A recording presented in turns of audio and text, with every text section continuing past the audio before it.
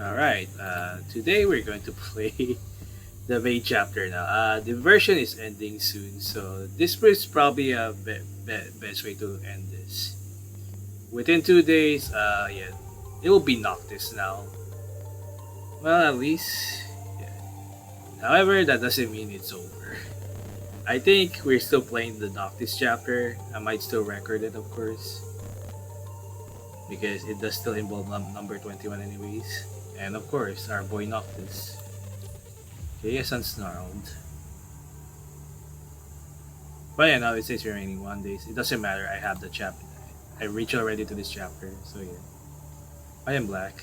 Beyond where the white stops is a boundary formed by a black restraint, past which the white cannot traverse. Sorry. So I'm not sure how long this is. The white sneaks through the place. Contrary to what she remembers of the place, however, this place doesn't have that same old clock that tells her exactly what she needs to do. The clock here doesn't play all the lyrics she remembers by heart until it strikes 6. And it isn't until the clock strikes 7 that her mobile medic bot circles around her, and that the lights on her medic bot, the only flickering colors here besides the white, can be seen. So if you're kinda like a nebulizer sound, that's my misfan.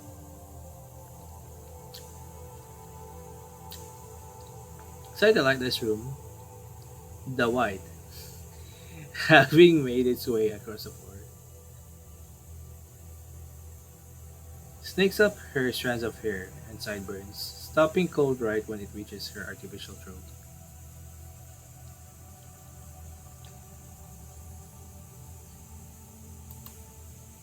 Beyond where the white stops is a boundary formed by a black restraint, past which the white cannot traverse.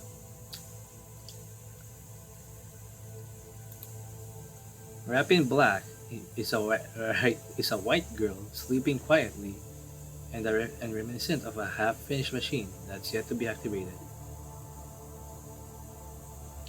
As the machine making adjustments to her restraint works her way around her.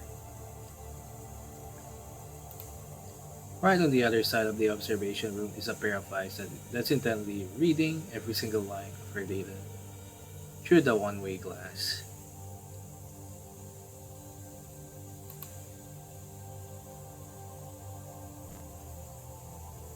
Chaos Unsnarled, Chapter 24. Yeah. They play the other chapters. I will read them later though. But yeah. Vesalius, doing worse than yesterday, it seems.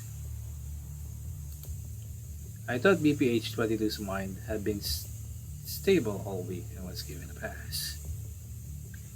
Again, I'm not gonna voice act any of this, so. Yeah. Her mind isn't at its best today. It's probably because her assistant bot is away today for a regular checkup.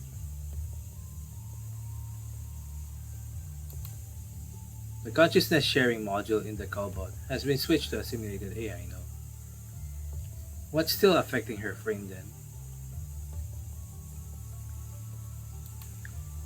She has trouble adjusting to the simulated AI's feedback. Keep shouting, "Give body back," and whatnot. And that's caused instability in her mind on several occasions. Okay, let me have my... So yes, I will still need to read the other chapters at least for... Fortunately, we still have to read the other chapters. Maybe I will read it sometime. However, there are also gameplay elements of them as well now, like storytelling for whatever reason. And that's caused instability in her mind on several occasions. Which is why I put the original consciousness sharing module back in the callbot as soon as she started showing signs of compatibility with the frame. I'll be right back. I think my fucking. I'm gonna do something a little bit with my. I'm finding my scissors. Unfortunately, I don't think I see my scissors. Fine, we'll continue then. With the frame.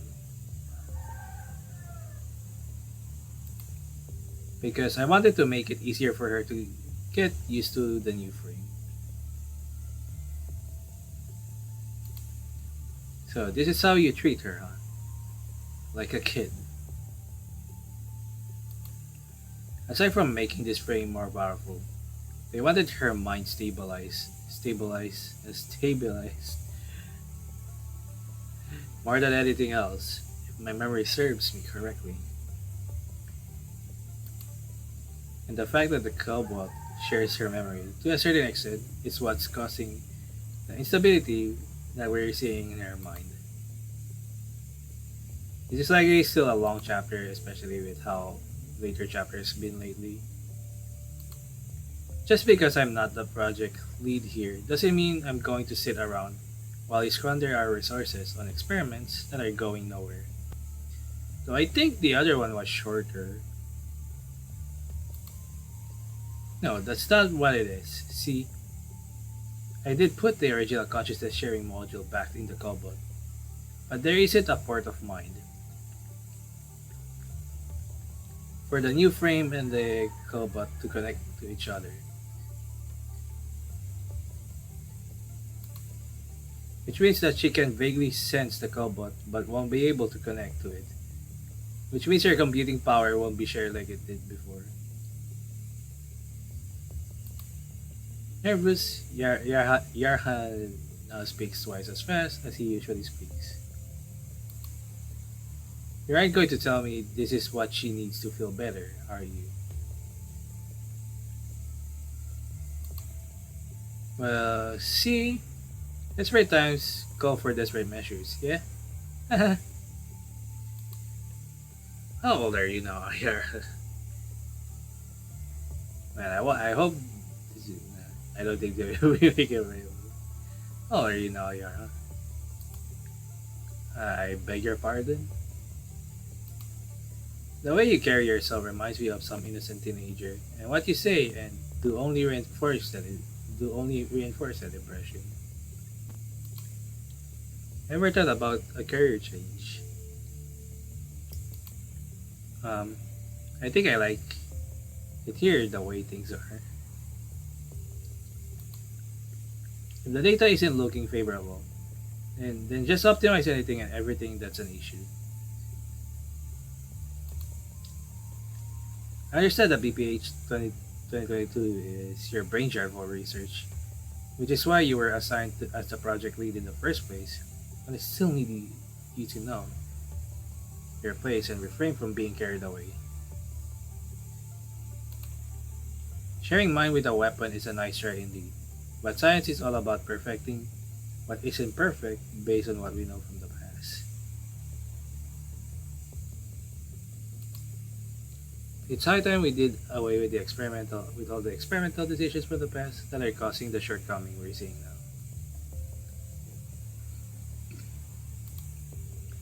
The way I see it, you're treating BPH-22 like an artificial baby with her umbilical cord still uncut, which explains your lenience toward her failures thus far.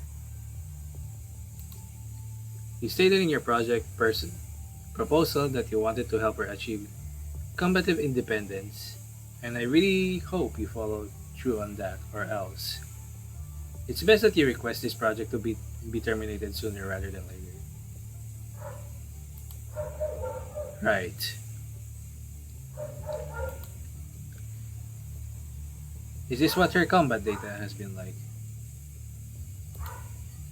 We're seeing significant improvement in the new frame, as opposed to what we saw with the old frame.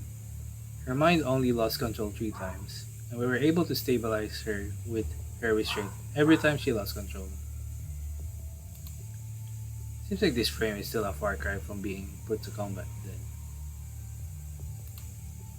Small improvement is as good as nothing. You were going to wow us with an improvement that we have never seen before now. The restraint won't just keep her from losing it. It's also going to partially cap her combat ability and slowly give it back to her as her mind stabilizes. Yes, I'm quoting what he said.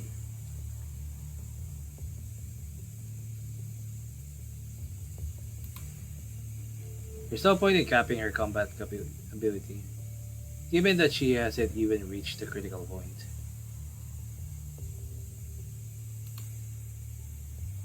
But,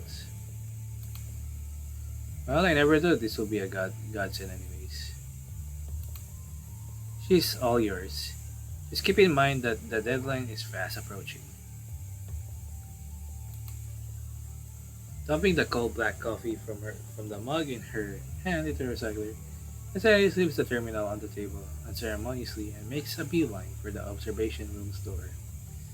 So anyway, get ready for me to see me get wrecked on this.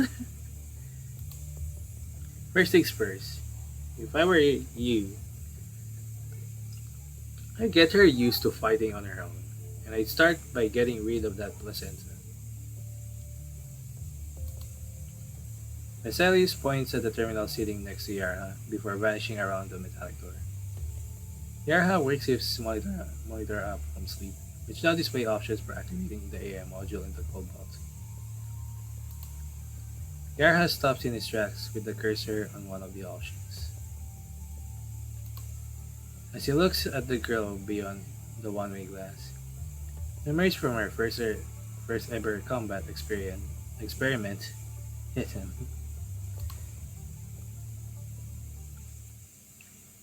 Good, Yarha. Let the show begin. Okay, is this the start?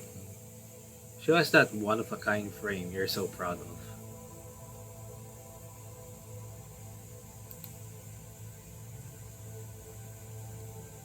Pure White Construct Girl tore apart every last one of her enemies in the experiment zone, which Yarha never saw coming. Driven by her instinct to attack, she was not unlike a beast born to fight. The bestiality known as Number 21 was wreaking havoc in her human-like frame.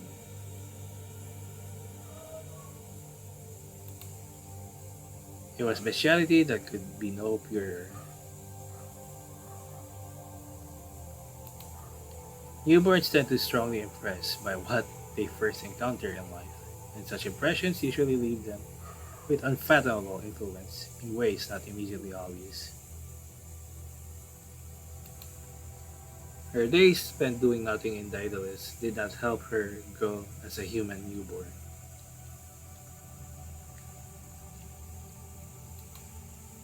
Reborn as a construct and having gained her senses, Number 21 was immediately accustomed to fighting endless battles out of instinct.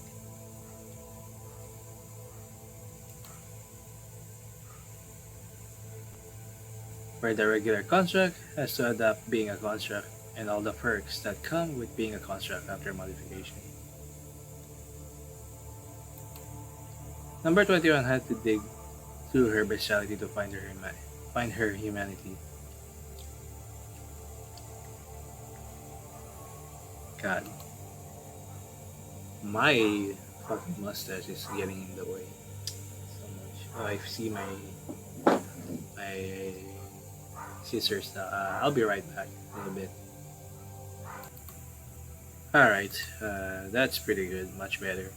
A little bit. But the modification technology, I'm gonna repeat this again. While the modification technology for constructs should put to many a battle on a large scale.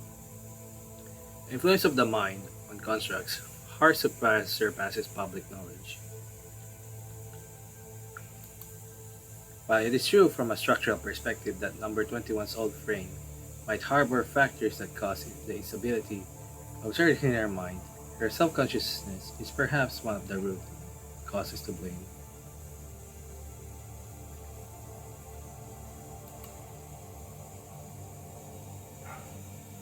Self-consciousness, huh?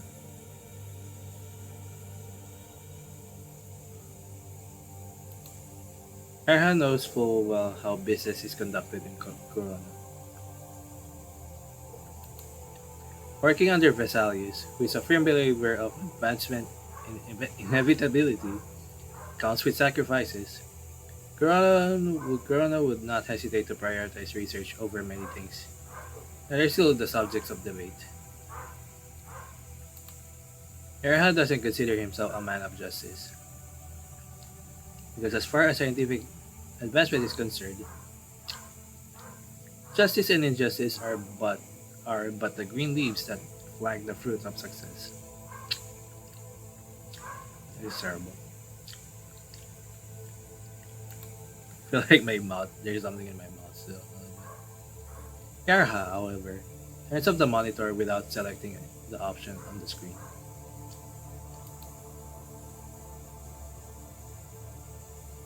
The cobot doesn't need to be there for the compatibility test, but I guess it's going to help you feel better when the test is over.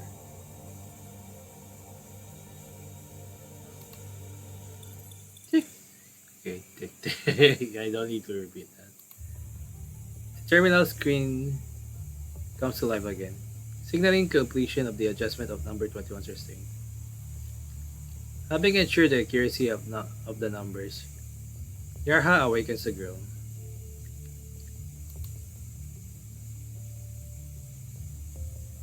We're done for today.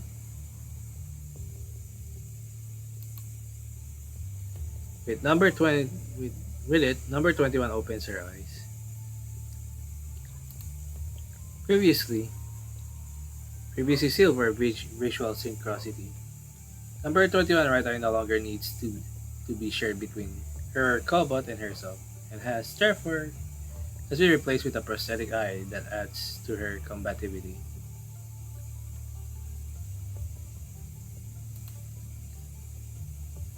I up the numbers in your restraint. Feel free to set yourself loose at the test.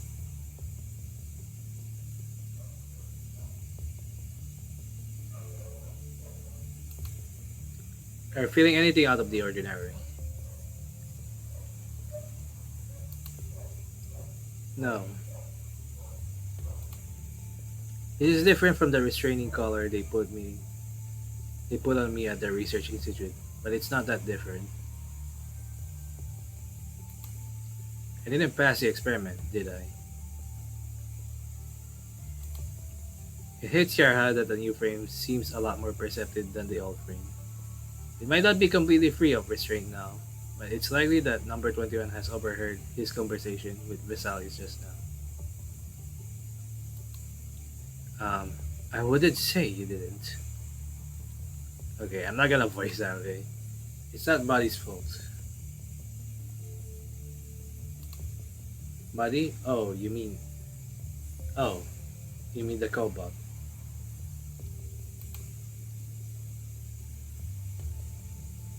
It's new body. It isn't like a human body. It's different from what I thought.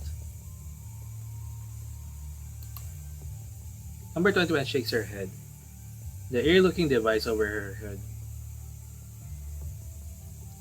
jigging as a li- jigging her head, jigging a little as though it's pick up something.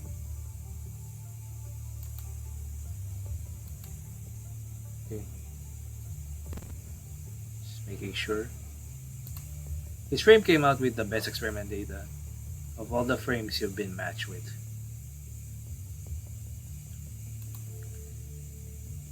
Neither a human nor an animal.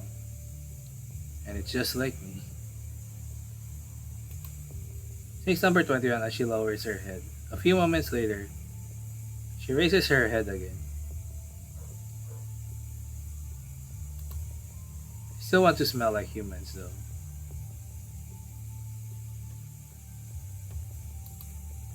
Because people want to throw me into the garbage yard if I don't. They're afraid of me, and I know that.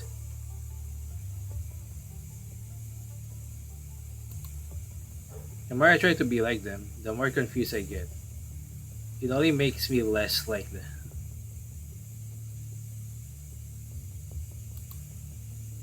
I've never had a human smell, and I always knew that.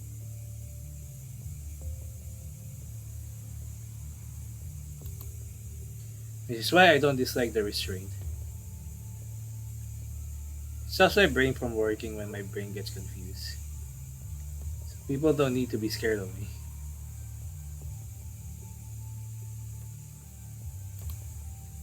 You can do whatever you want with it. I need to pass the test so I can go back to Captain and office.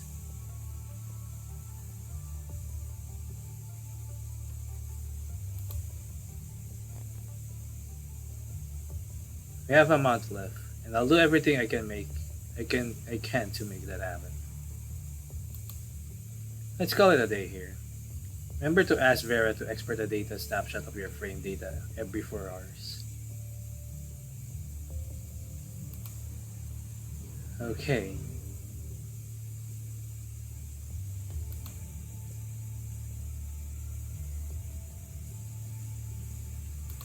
Again, at this point, we're already reaching 30 minutes per one chapter. 3 months later, at the 3 months later at the ad hoc military base on Earth, we did pick up signs of activity of hetero creatures in the area, and we'll need some time to look into the details. Roger that, and we'll also need you to confirm whether you're in receipt of the supplies you applied for a few days ago. The system says the transport craft carrying them has landed there.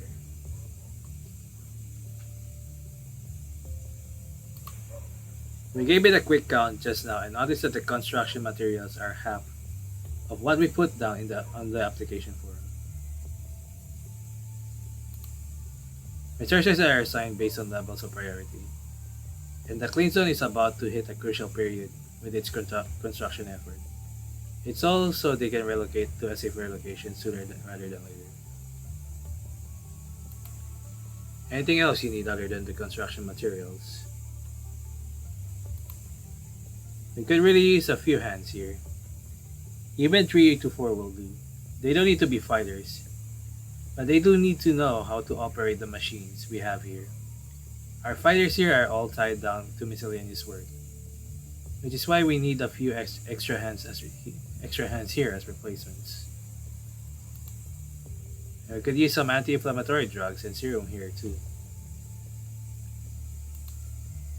There are quite a few people in the conservation area who came down with symptoms. They're severely short on medicine, and what I have in stock here won't last them for much longer.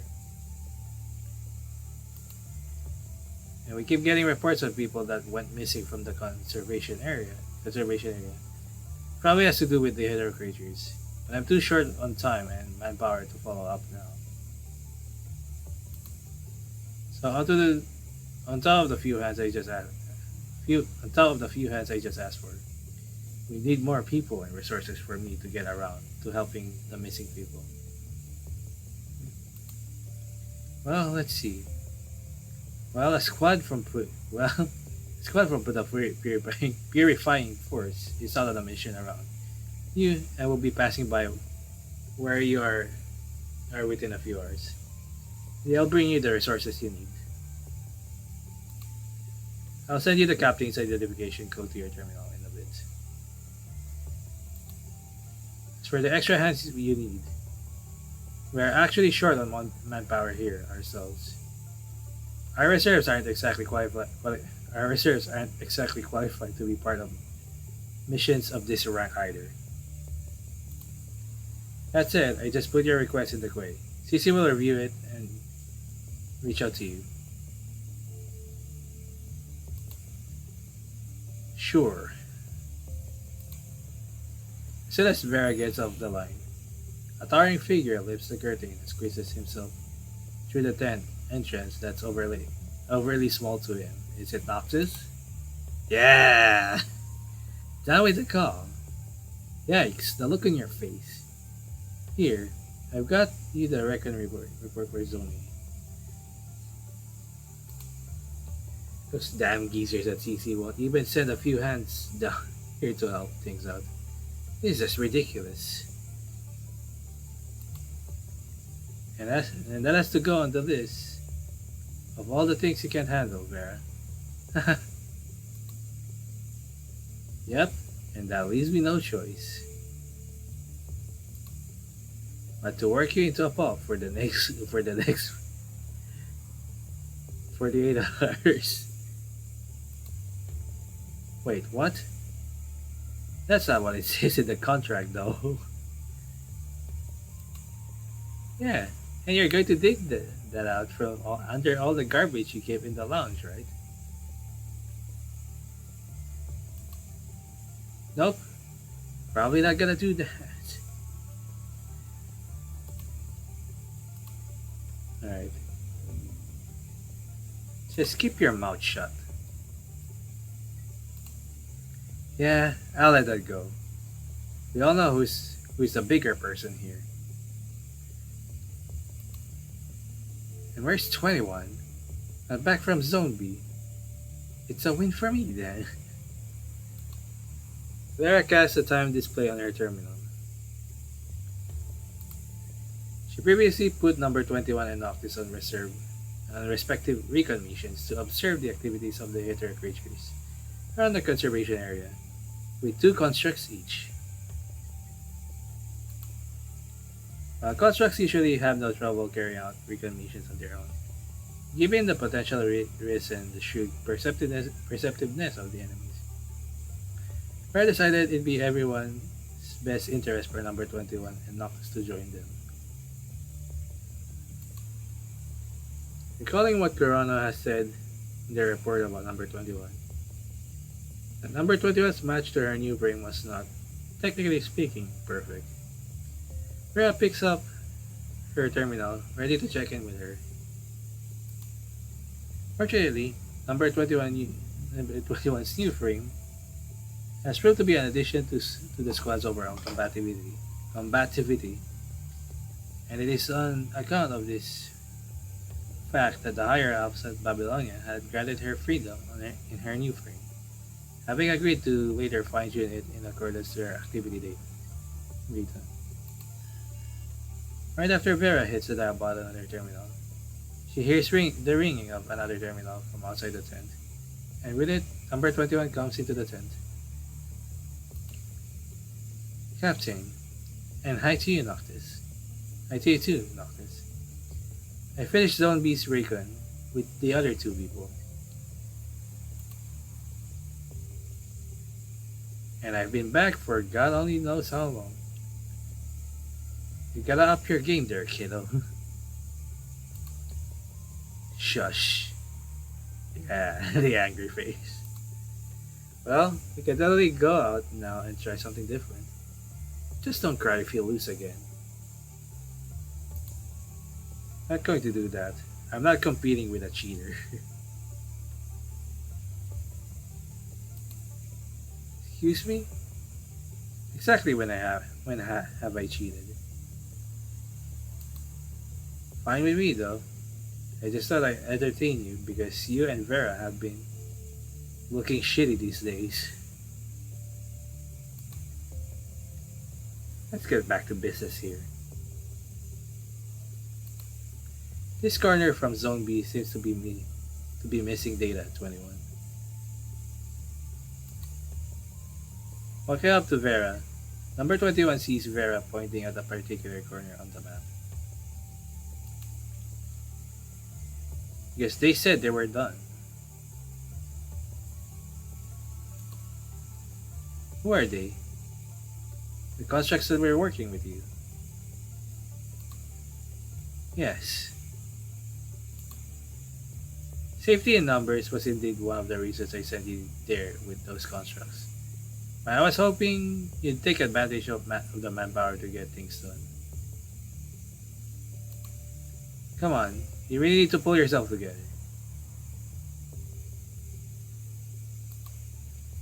Section 6 from Zone B. I want you to fill in the missing record data for it now, 21. Send it to my terminal as soon as you're done. I'll take care of things from there.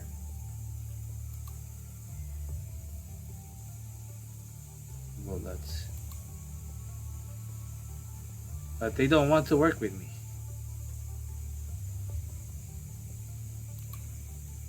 What? Biting her lower lip. Number 21 seems as though she's about to say something. A few moments later, however, she walks out of the tent in a hurry.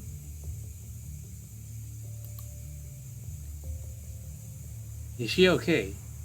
She's been acting a little funny since she got that new frame.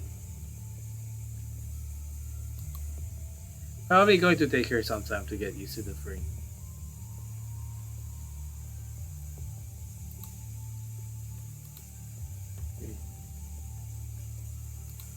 And I guess you're done with what you had to do now. Go and get yourself a set of equipment then. You can leave as soon as I'm done sending you your mission to your terminal. Vera catches herself feeling a surge of anxiety she can quite word herself. Noctis might have been the first one to have noticed something wrong with number 21. And Vera finds herself sharing the same observation now. Vera's application to get number 21 a new frame was no easy feat at all, having only succeeded after much planning and bargaining behind the scenes. Vera was hoping that the new frame would help keep number 21's sanity in check, knowing full well how wrong things can go when mind doesn't function properly.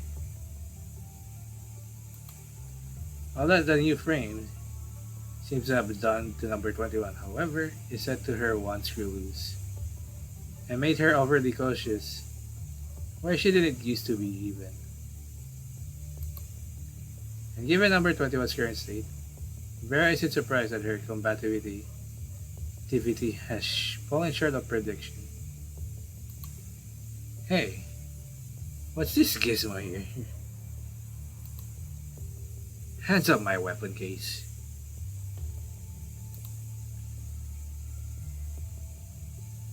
Hey, click. I already clicked, right? It's the magnetic key to 21's state. Put it back now before you lose it. And those guys from the admin department are dying to see you since you've got a bunch of vehicles and supplies to settle. Wait, you're talking about the restraint around 21's neck, right? Why don't you just go ahead and set her free of that? It really bothers me whenever I see it.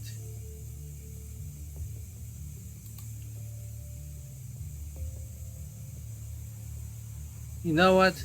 I think I'm going to buy one and put it around your neck and see how you like it. Says Vera, avoiding Noctis' question. Deciding not to press further, Noctis shrugs as he put the black magnetic key back into Vera's weapon case. You have the coordinates on your terminal now. You'll see the Grey Raven commandant waiting for you when you get there. It's far with a capital F. Any vehicle I can use. Your legs, of course. I'd much rather save my legs for when I need to fight. Just shut up and get to work already. The Grey Raven Commandant is coming this way with 2 of their members. The hetero creatures here seem unusually active. I'm guessing there is a bunch of them there too, which is why I'm sending you there. Remember to pack up enough supplies before you go. Makes sense. Think of bringing 2 more sets of explosives. No, make that 5 instead. Done? Get lost already then. Just sent you Grey Raven's identification code. On it, ma'am. On it. In 2 days, we'll be pulling you, of course, unfortunately, not really crazy. Vera wonders if that's where all the hetero creatures originate. Considering Grey Raven's proximity as the crow flies.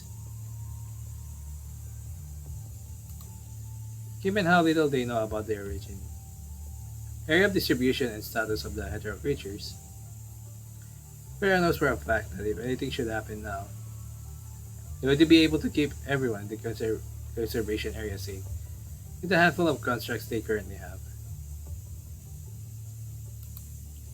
Now that the Grey Ravens are coming, Vera wants to pick up their brains. Wants to pick their brains on what they have learned. What a bunch of sons.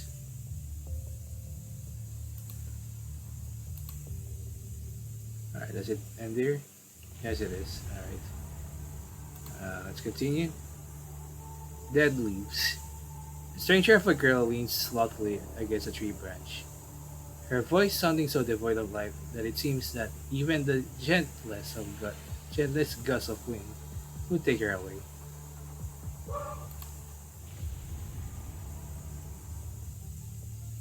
The woods northward of the conservation area. Section 6 from Zone B. Over here, buddy. Number 21 turns the electronic map on her terminal screen at 450 degrees to make sure they're going the right way. It is quite a handful, isn't it? As number 21 walks straight ahead, her cobalt gallops around her feet like a puppy having fun hanging out. But Buddy always understands me, even if I don't speak to you straight from inside my head, right? Uh-huh, that's right. Lowering her voice, number 21 mimics her robot's robotic tone. And here we are.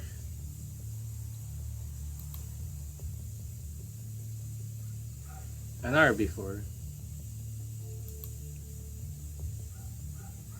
Hey, isn't that the mentally disturbed kid from Cerberus I'm seeing back there? Shh, keep it down. Apparently there was this one time when she was on a mission where she lost it after killing all the enemies. And she just went on trying to smoke her own tea.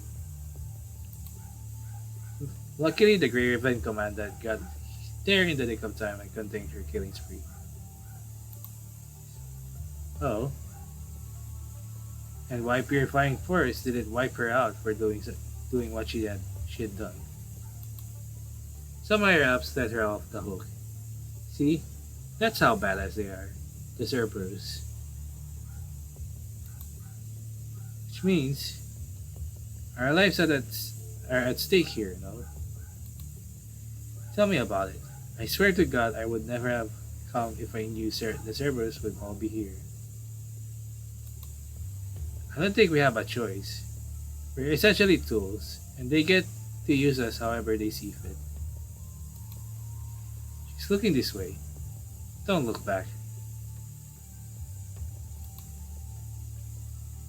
All done. Says number 21 as she raises her terminal for the constructs to see the data on it.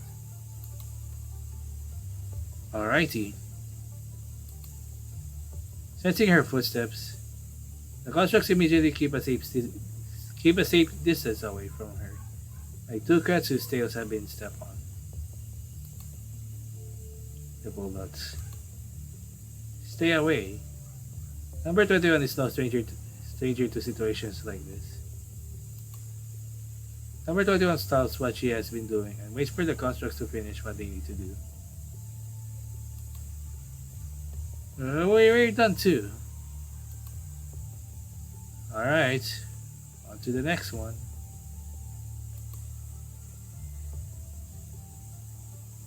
Triple dots. From the measuring point, number 21 aligns the anchoring point on her terminal in the area superscript. It's only going to take a few minutes for the missing recon data to be filled. Number 21 figures that checking what's missing and filling up the gap herself is far easier than having to explain herself to Vera on things she herself doesn't even quite understand, or questioning the two constructs on what went wrong. With her terminal beeping, number 21 proceeds to send the data that was previously missing to Vera's terminal. Phew, all done. Probably best if I don't do anything unnecessary. Right, buddy? As her cobot starts rubbing itself affectionately against her leg, number 21 can feel its chilling alloy shell against her skin. Hey, look, a dried leaf, and it's flying. Jolting to the cobot's movement, a dead leaf wobbles into the air, only to make a somewhat unsteady landing on a tree branch not too far away. It's not a leaf, buddy. Number 21 walks up and reaches her hand for the creature. She wants to touch the flitting butterfly.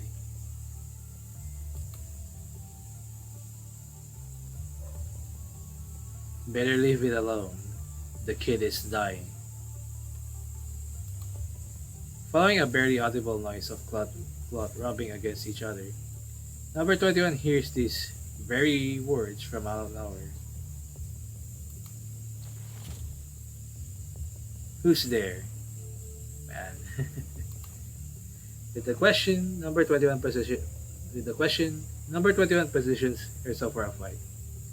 As she tries to pick up signs of anything suspicious from where the voice came. A few seconds later, her cobot takes a fighting position too.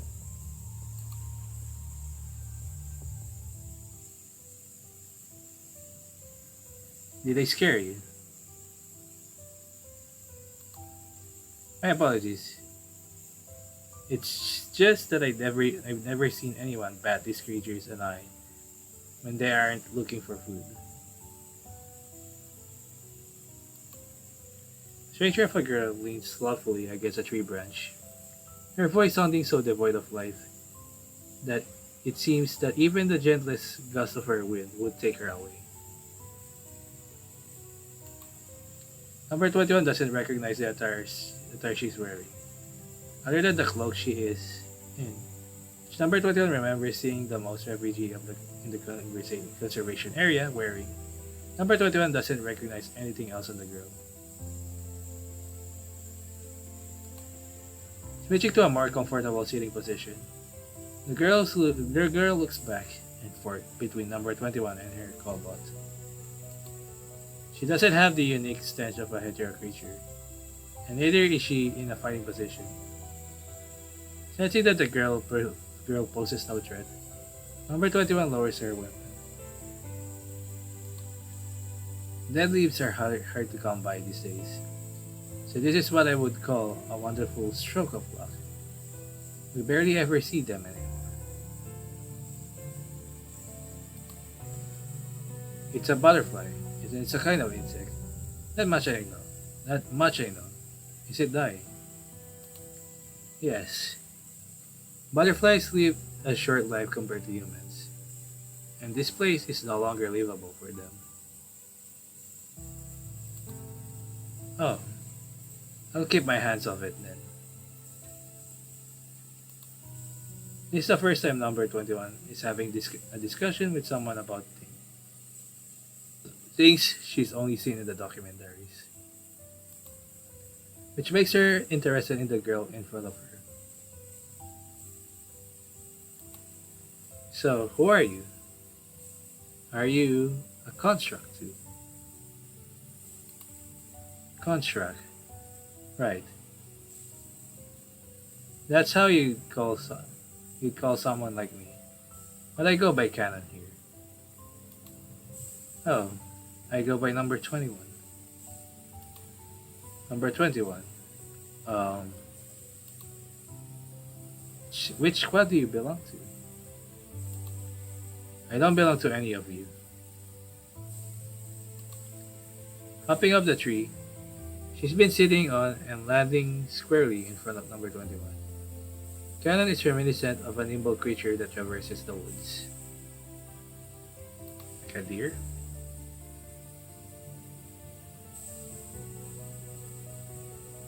I do recon for a conservation area. And I run errands every now and then, too. In exchange for my services, Salans lets me stay here.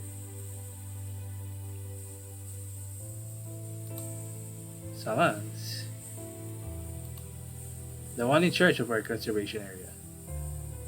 You don't know him.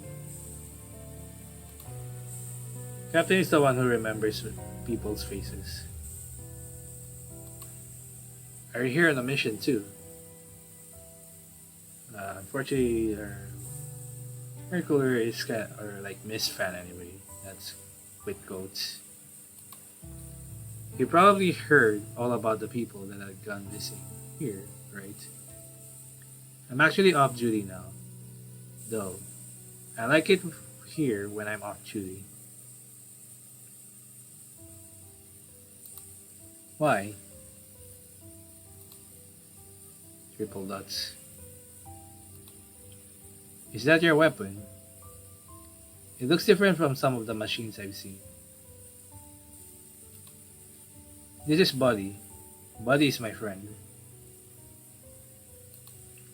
Number 21 sounds somewhat proud. She's happy that she's finally come across someone who, just like number 21 herself, sees her cowbot for its uniqueness.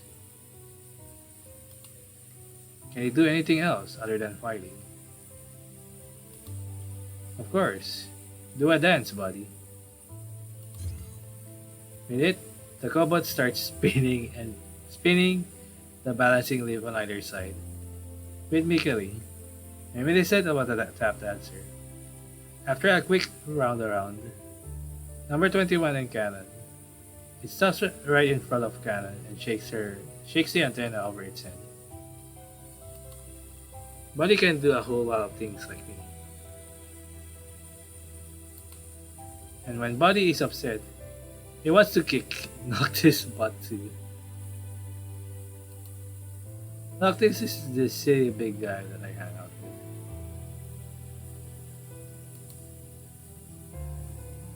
Haruka. What does that mean? It means ethnic group, but you can see it as family too.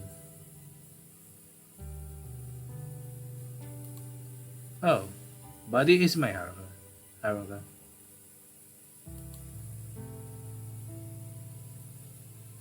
Uttering the unfamiliar word, number 21 raises her intonation on the last syllable and unintentionally the corners of her mouth. Haruka sounds good. Teach me a few words. Well, how about Sinka? Simply put, it means forest. Karen didn't expect the girl would show such a keen interest in the old language she spoke. She spent year after year hiding the language that's part of who she is. Okay. All just so she would have no trouble communicating with people. The infinite forest that her elders always speak of must turn into a finite, though still extensive, nature reserve at the end of the Golden Age. Her people still speak in their native tongue. In an effort to communicate with her people, researchers in the nature reserve had to learn their native tongue. Kana never imagined that she herself would have to learn the language from the world outside, one day to be able to live. Life as a vagabond never lacks surprises. In the first conservation area, where she only spent a short time living, Kana remembers people there seeing her as an ominous outsider, where they, just like Kana herself, were outsiders too. Sinka. Sounds good, but I still like how Haruka sounds better.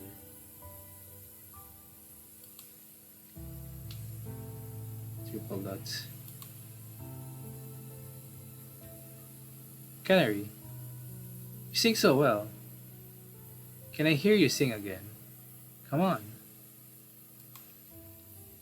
Connect and protect our Sinka.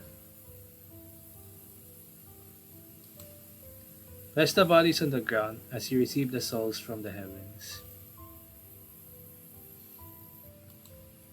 You planted and nurtured the seed that will eventually turn into our roots. Okay, so the wind brought here with it your murmurs. The brain brought with it your murmurs. Do share with our people your joy and sorrow. May we have your compliment through all eternity. Please guide all souls that sing the song of Singa forever and ever. That's great. Granny Shinika would have had a lot of good things to say about me if I sing as well as you do.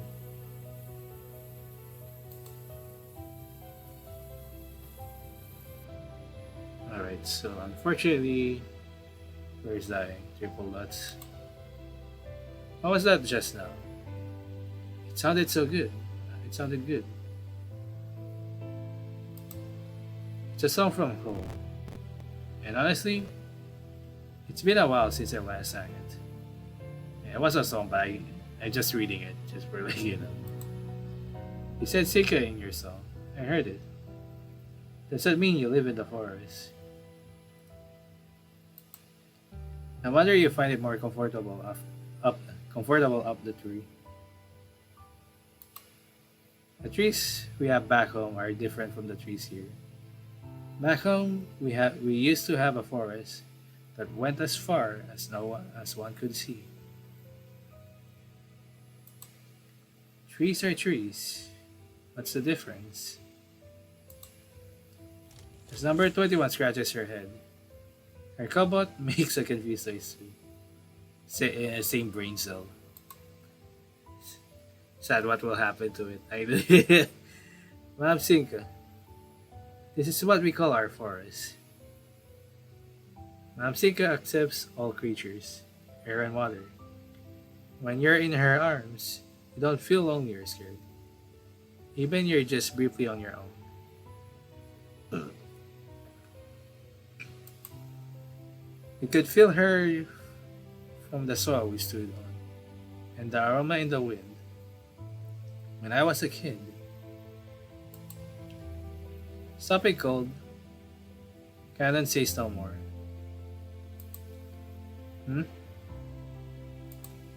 Never mind. I just don't want to bore you with all the yada yada. I don't feel bored. You have monkeys at home. I've seen monkeys at my terminal. They were swinging around and eating lights off people. Monkeys? We call them tankun in our language. Oh, what about wolf pups? See them all the time on my terminal, but I've never seen real ones. Sasibi is the word we use to refer to baby wolves. They're only active in certain places, and though I've only seen them twice myself, young wolves don't usually go around on their own because their pack keeps them safe. That's exactly what I've seen on my terminal. You look kind of like them. Are you a worshipper of Sasibi? I look kind of like them. You mean my ears and my tail? It's only so I won't go crazy. I must be in a frame that someone looks like this. Go crazy. It happens when I see Captain or Noctis get hurt. Sometimes from headaches. And there are times when I don't know why. It just feels empty and heavy in this frame. I said I hurt my friends when I went crazy. Captain got me this new frame.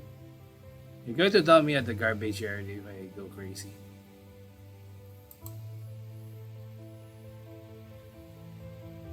The captain is this big guy that you talk about. I bet they're important to you. Yes. They're my Haruka, just like Buddy. It makes sense that you'd be sad when they hurt. Then, you don't want to hurt your other Haruka though. That's so. I wouldn't call other people my Haruka just yet. Well, relationships can be complicated indeed. Wait. When I went hunting with Grandpa Ganger this one time, he told me about this taboo way of hunting. So what you do first is to catch a Lena chick. Lena is kind of bird, by the way.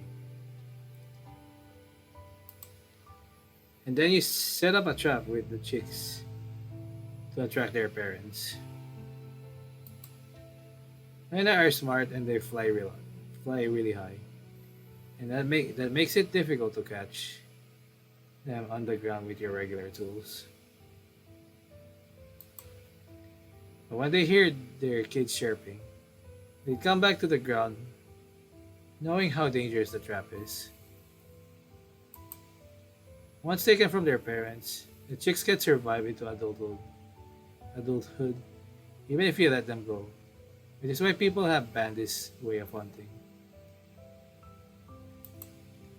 The Song of Sinka says all souls are from the heavens. And sometimes I wonder if the lone souls would just keep going further away from home if our Haruka didn't turn our souls into a tapestry close to the ground. Like now. Triple Lutz. Sorry, I was just thinking out loud. Forget that last part I just said. And well, good times never last long, huh? I'm heading back to my conservation area now. What's your plan? I'll go this way.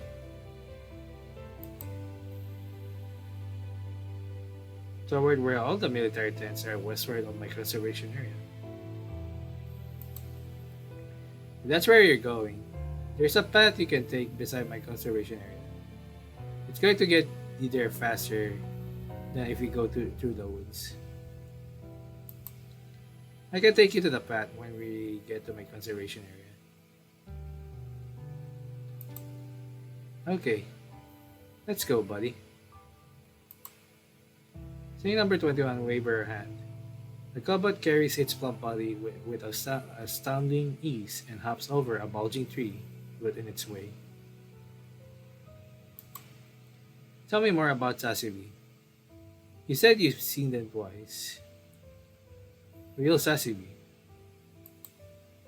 Sure. I was 7 when I first saw them. Is it done? Yeah. I'll be right back. I'm just going to refill a little bit and just going to take a piss. Wow. That was already almost an hour to get even both of them. So I'll be right back. Just gonna pause a little bit. I won't say it. Well, sorry for the long wait. I'll continue a little bit. Play story. Unfortunately, I still have to wait.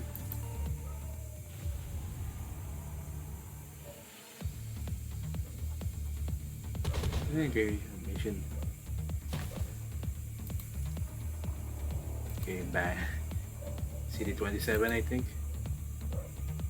Turn right 60 meters ahead. And there will be an internal path. It will take us through the buildings.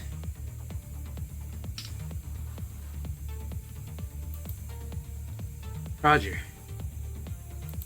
Damn, I wish I could pull him somehow at standard. Come on, Nat, we're here.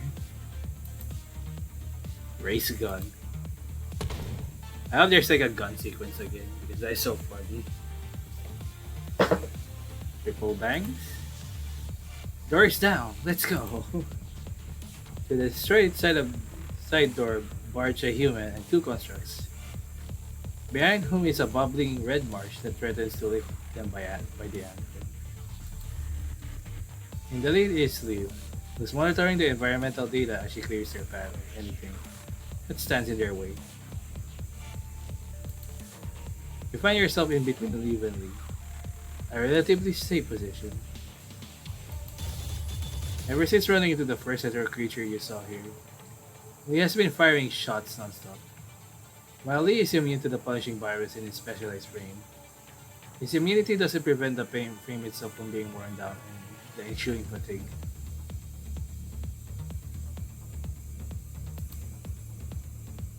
Head upstairs. As you rush their way up, the clanks and clunks coming off the rusty stairs sound the far furthest thing from melodies. A few seconds later, the metallic staircase lets out a heart-wrenching cry as the hetero creatures flood up the stairs, painting the path crimson in the blink of an eye. Destroy the stairs, Lee.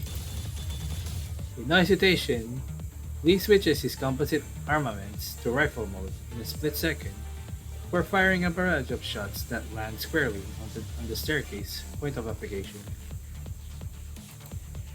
Thud. With it, the wavering staircase plummets to the bottom, with all the header creatures still on it. Coming to a halt, you take a few deep breaths to soothe your pounding heart. Phew. What's the situation, Liv? This floor, we're on now. Haven't picked up on any other header creatures yet in the building, but the biggest bunch in this area is the bunch we just ran into, right under our feet. We caught the attention of a bunch of enemies along the way, so it's highly likely that we're looking at a bunch of 20%, at a bunch of about 20% to 30%, bigger than what we detected at first. Lee speaks from where the staircase has snapped, looking down at a bunch of hetero creatures engaged in seemingly meaningless behaviors. Every last one of the hetero creatures wiggles its body toward the second floor,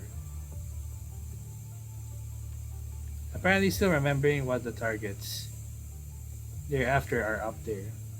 Fortunately, however, there is nothing for them to make their way up. I might be able to get rid of them with the ammo I have left, but there is no telling if we're going to run into a bunch of this big again before supplies arrive. True. Let's wait them out. We can try to circumvent them. Let's stay put for now. And don't let your guard down. Jesus, how many choices for this? Copy that.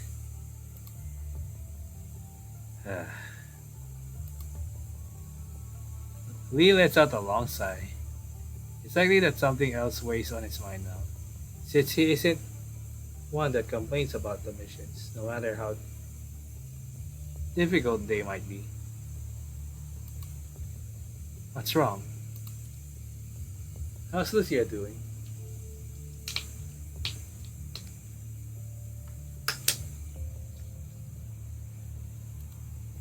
Liv droops her head at Lee's question. It's probably the question they've been meaning to ask the entire way, but never had a chance to. Many people have never missed a chance to ask you about Lucia ever since she got back to Babylonia. Lucia's mind has been put under round-the-clock surveillance, as she was deemed a potential risk for having private contact with Ascendant. With the Science Council in charge, the Control Court has been monitoring and investigating Lucia's mind, and will eventually deliver to multiple parties their findings based on Lucia's memory data from when she was in contact with Ascendant. On the surface, it all seems like a harmless enough process of investigation and data collection, except no one can say for sure when the surveillance is going to stop.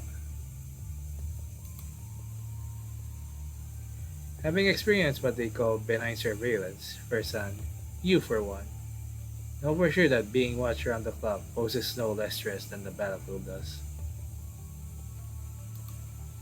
You, however, take comfort in the only saving grace of it all, one that currently works at the Science Council.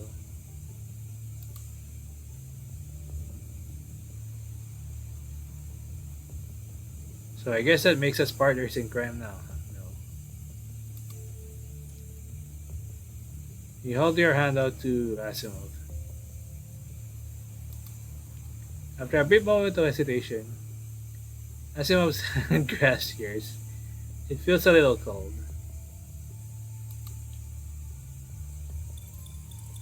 Before you can answer your silly question, however, you see an email on your terminal that's arrived right on time for from the Science Council. There we go. Turn your terminal to face both Lee and Liv so they can see what's on the screen. On your screen is now a partial record of mind overloads from experiments on the Hyperreal frame. Except the records comes with with detailed notes and analysis. Wait, what is this? Lee, I think you'll probably want to. Dumbfounded, Lee looks at you, apparently awaiting approval. Some sort of approval. You project your terminal virtual keyboard to Lee. With it, Lee works away immediately. About half a minute later, having been instructed and reordered, the notes and analysis that came with the report have been turned into an email with just words. Code 006. With a regular check of the day, she felt a little tired, but she was doing fine. Kuro raised a few questions late last night about the open report. It's all under control, so worry not. The control court has asked for a reanalysis of certain data. I demand an explanation given of our shortage of manpower. They haven't replied yet. Their motive is yet to be determined. Best not to let our guard down.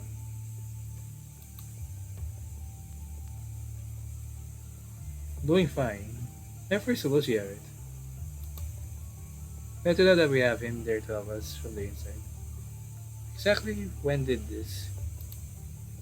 He has apparently guessed the identity of the email sender, since that person has helped him out on countless occasions when it comes to the Hyperial frame and the Hetera Tower incident. Now, Lucia just got back to Babylonia. I didn't see any of this coming at all. Which is why I failed to bring you all up to speed. My apologies.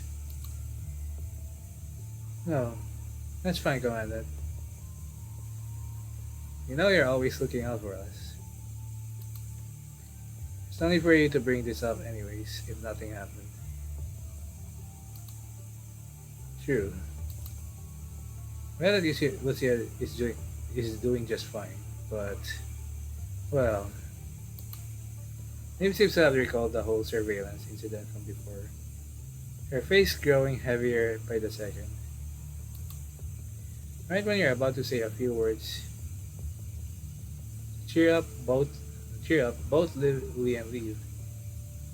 You pick up a barely audible noise. You keep your eyes closed for 2 seconds, and through the silence, you hear something you describe as a metallic object being pulled lengthwise or twisted. Before you can tell them about the weird noise, however, Liv is already busy surveying her surroundings again, while Lee trains his weapon straight at where the staircase has just snapped. No new target found. The enemies downstairs are still our main targets of interest. The staircase is gone, but they're still trying to make their way up here. The staircase has completely snapped away from the floor you are on. And you can't even begin to imagine just how these heathery creatures would ever be able to make their way up here. And they literally lack the cognitive ability to do something as complicated as this. From the severely destroyed staircase, a few razor-sharp parts stand coldly in the air, reminiscent of the sharp fangs of a menacing beast, making it close to impossible for anyone to set foot on the staircase.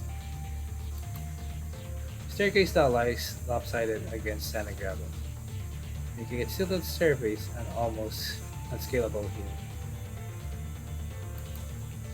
Anyone in their right mind who might want to try their luck at getting up here would definitely seek a different path. or work with some tools, some sort of tools at the very least. The entire creatures down there, however, have for this entire time been trying to make their way up with the destroyed staircase.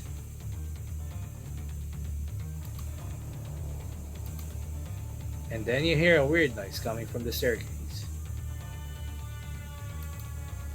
It's the same noise you heard just moments ago. A metallic object being pulled lengthwise or twisted. And it hits you that it's the hetero creatures that are making the noise as they crawl over one step of the destroyed staircase. Wait.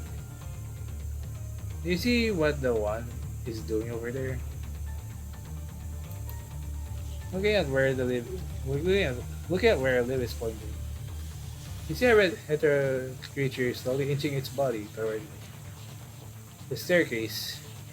Razor sharp skeleton that's poking out of one of the stairs. With its belly, the southwest part of the hetero creature, against the needle sharp skeleton of the staircase, the hetero creature does not come to a halt. Right when the skeleton pokes through the hetero creature's belly, you can almost hear a crispy snap inside your head. Despite the cut in its belly, however, the hetero creature keeps moving, the liquid coming out of the wound slowly dripping among the fragments, turning before you know it into a river underneath the other hetero creatures. When that first hetero creature finally grinds to a halt, the second one is already stepping on its dead body, commencing a ritual of bad paving one stair up. Where the hetero creatures were unable to set their foot on the destroyed staircase, they can now safely do so with the corpses of their kind on their foot. And the weird noise you heard earlier is the sound of the staircase being squeezed under the weight of all the hetero creatures trying to make their way. Flashing past your mind at a moment like this, however, is the story of the Tower of Babel. At the same time, you see yourself as the very god who can't wait to topple the tower.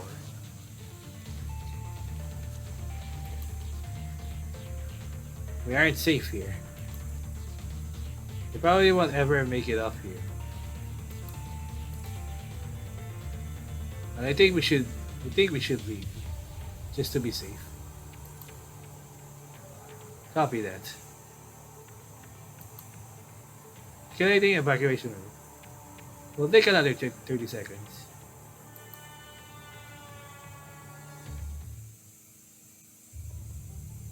Half an hour later. Not scanning.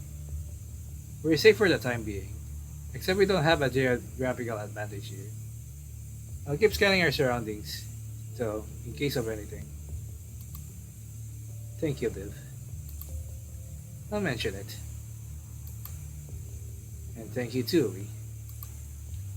Taking out those little fries was nothing but a cakewalk.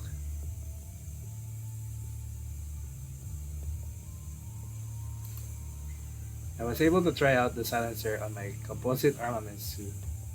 I'll send you a request for certain optimizations once we're back. Sure thing. So, what's our plan now? Liv, can you pull out the mission info we've gathered so far? Let's go through what we already have first. Sure, just 1 second. I'm not sure if there's like insects again at this point. Because like fucking mosquito season. Liv works away on her terminal and arranges the protection in a layout in which they're all simultaneously viewable. We had 3 sets of mission coordinates in total. We have been investigating them in descending order, and are so far done with the first 2. And we're at the third location now. The first set of coordinates is located 16 kilometers outside the area of coverage of the CPFs.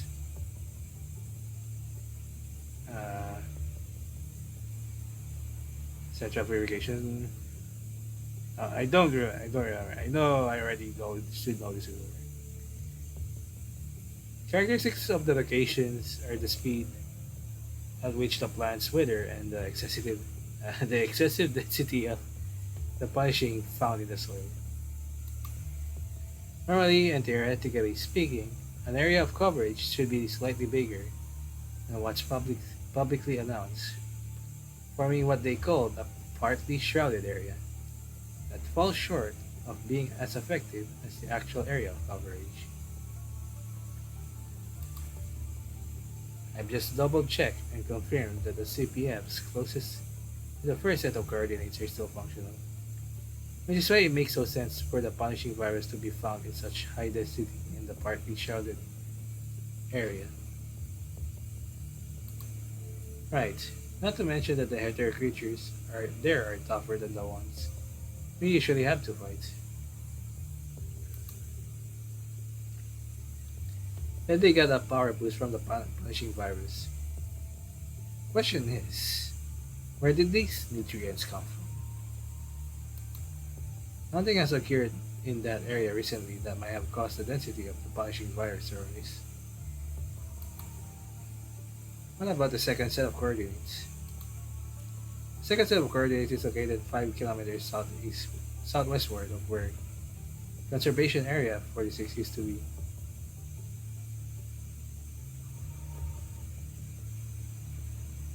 I think it was called Central Purification Filter. It's within an area of coverage, but the CPFs there have stopped working. Polishing was no longer the densest there by the time we got there.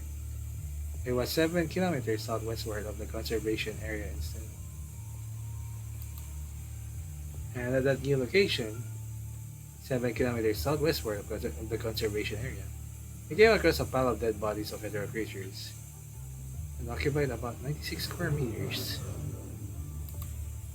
Based on our observation, we believe some of the corpses have degraded and made their way into the soil.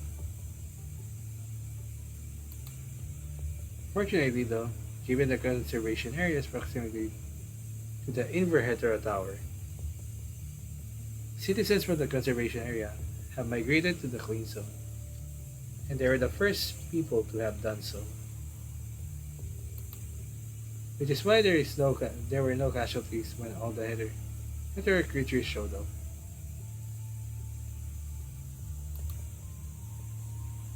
Based on the discussion we had on the way, it's possible that the same thing happened to these two locations.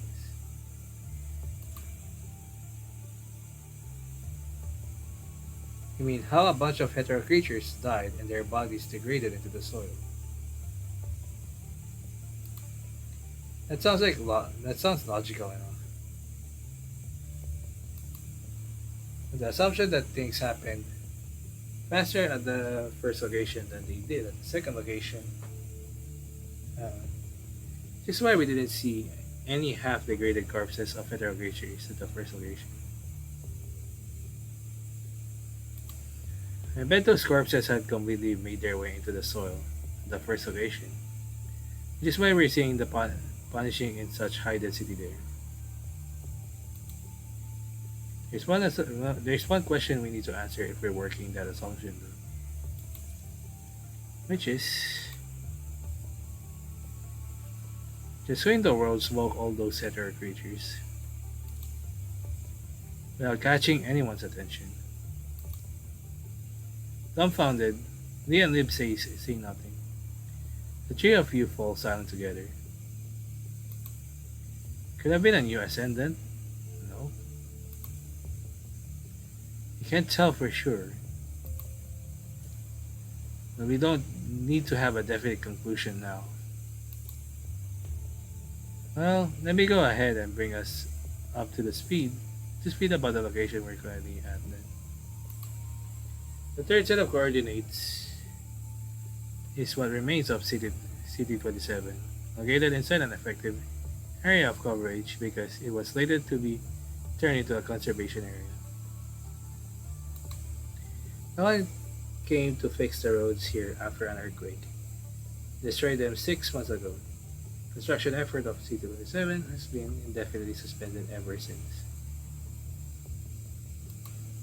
Most of the refugees here live in a small conservation area in the other half of the area of coverage. Despite an overload, the CPFs here are operating normally. In the mission summary received, they made no note of there being hetero creatures in great numbers here in the data they'd sent back from Earth.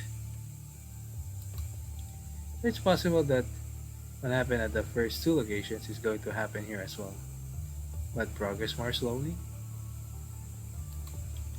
Which means something is probably going to show up here soon and kill all the hetero creatures here and come up with a pile of dead bodies. So this one is really long, unfortunately. We're missing something from the equation. The CPFs at the first two locations weren't working, but the ones here are. Right, there's no way anyone can tell there are CPFs here just by looking at the data. And I'm guessing that means that the hetero creatures here might have a higher resistance against CPFs.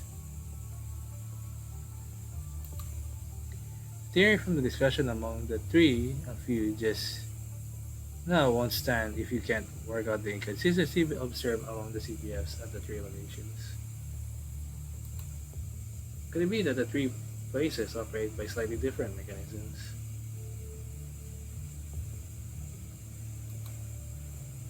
That's possible. All I can say about the three locations is that they all have hetero creatures in great numbers that, for some reason, develop a higher resistance against CPFs. Fortunately, this mouse is also.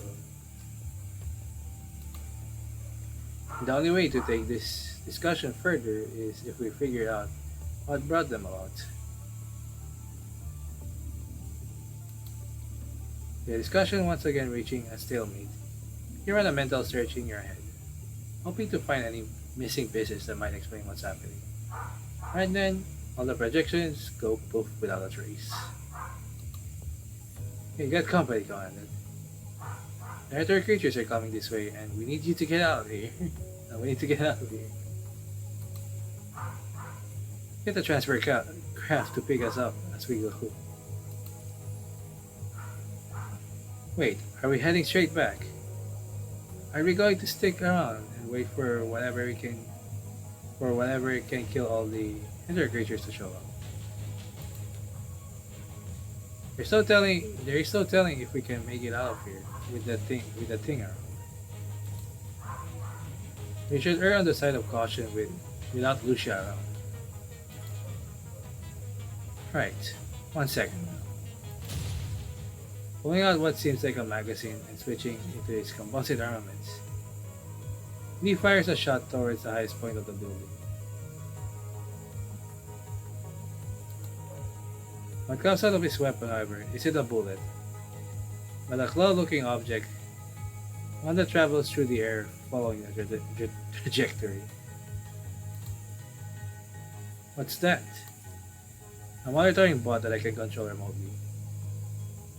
It will stay here and keep an eye out on things for us. It's just a toy that I came up with on a whim, and is it meant to be durable against power calamities? Better than nothing, I suppose. Let's head back from the transfer craft, Commander. They can't meet us at the rendezvous point, given what's at stake. We need to keep a distance away from the rendezvous point. What do you suggest we do instead? Let's see. There's a mid-sized conservation area southward of where we are, with a mission squad from Babylon. We can take cover there for the time being. Should probably give them a heads up before we go, in case we can get rid of all these creatures on our own. We don't want these things following us into the conservation area.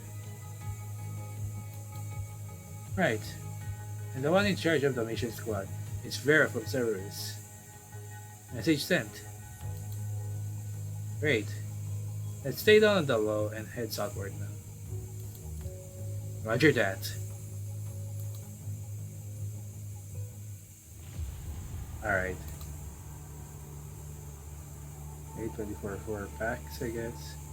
Actually, I'm going to censor this part, so I'm sorry if there will be censoring on this part because you will see how much I have. It's surprise, okay. You're playing as Titular. I just wish you could play. Come on, like, this is so stupid. Like, there's a extra chapter that you can play, or event record chapter that you can play with like your own characters. For whatever reason, they didn't brought it onto like any of the chapters of the chapters at all, which is so frustrating. Alright. Okay. We're at 126 now. 26. Oh shit. Like, let's stop this guy. Is he really bad as you make him sound? Yes. Noctis is a lazy troublemaker. I'm always there to handle his poop every time capturing this mad at him.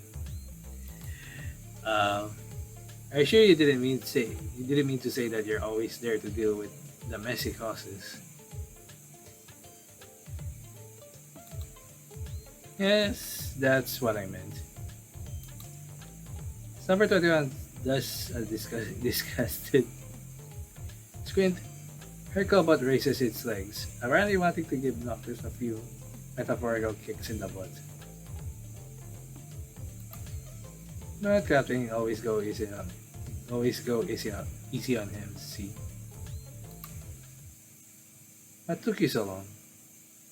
Remember what time boss said we should go back to get things ready.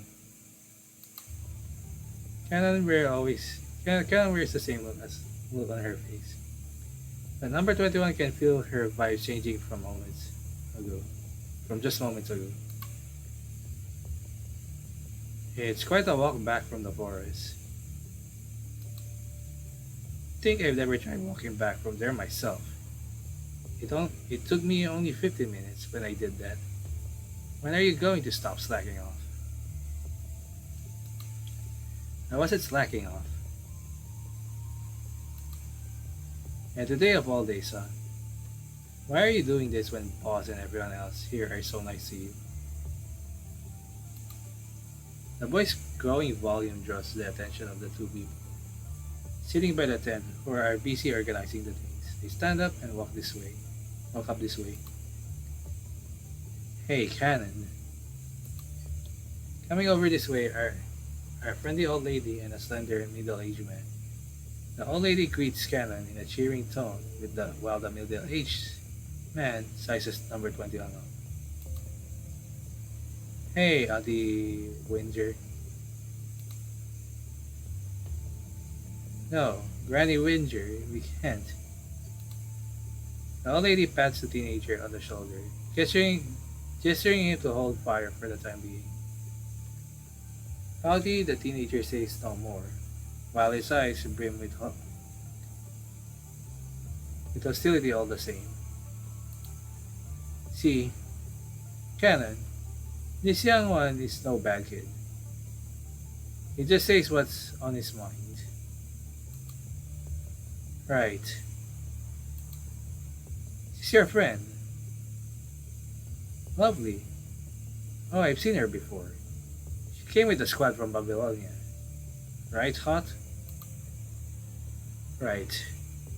I've seen her by the red-haired captain. Superb. Come on in, young lady. I know your squad came to keep us safe.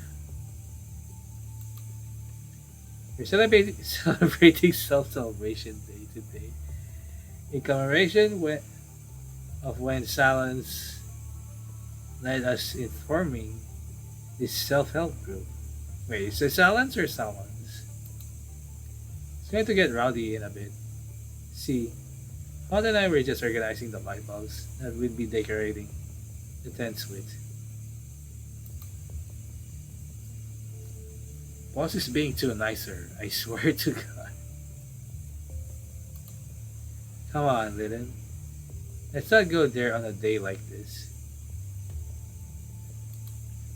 Canada's got away with Regan, and Silence always has good things to say about that. Wait, you aren't jealous of her because of that now, are you? See, Candace is here to help us, and you really don't want to hold a grudge since we're all living together. I'm sure I'll be amazing with a capital A when you grow up. She only shows up when we're handing out supplies and keeping an eye out for potential threats. Is all she ever does. Hell, she doesn't even really talk when I talk to her. How am I supposed to see her as one of us when she's like that? And there are always strings attached whenever we need her help. I ain't never seen such a greedy leech, if you ask me. And even hear her saying all these words and phrases sometimes that I don't understand. She's just weak. We would never have asked her to come down here to help us out if Saran didn't go. And this leech isn't even helping us for free, as we all know. Helen. The old lady's face grows heavy at the mention of the name Saran. A middle-aged man by the name of Hot wastes no time giving Lynn a piece of his mind. Realizing what he's just done, the teenager says nothing. Sorry, Granny. I didn't mean to. Wait. I thought you came here with your squad to help us find the people that went missing. What's taking you people so long? What are you doing goofing around with the leech? Just go and find Saren already. Lillian directs the question at number 21 in a slightly quiet tone, apparently knowing that he isn't going to get the answer he wants to his question out of number 21. Hurry up and get in. Dinner should be ready in a bit. Nodding at Hot, Callan grabs number 21 by the arm and dashes off. When number 21 looks back, she sees the gray-haired woman in the arms of Hot, her shoulders shivering slightly.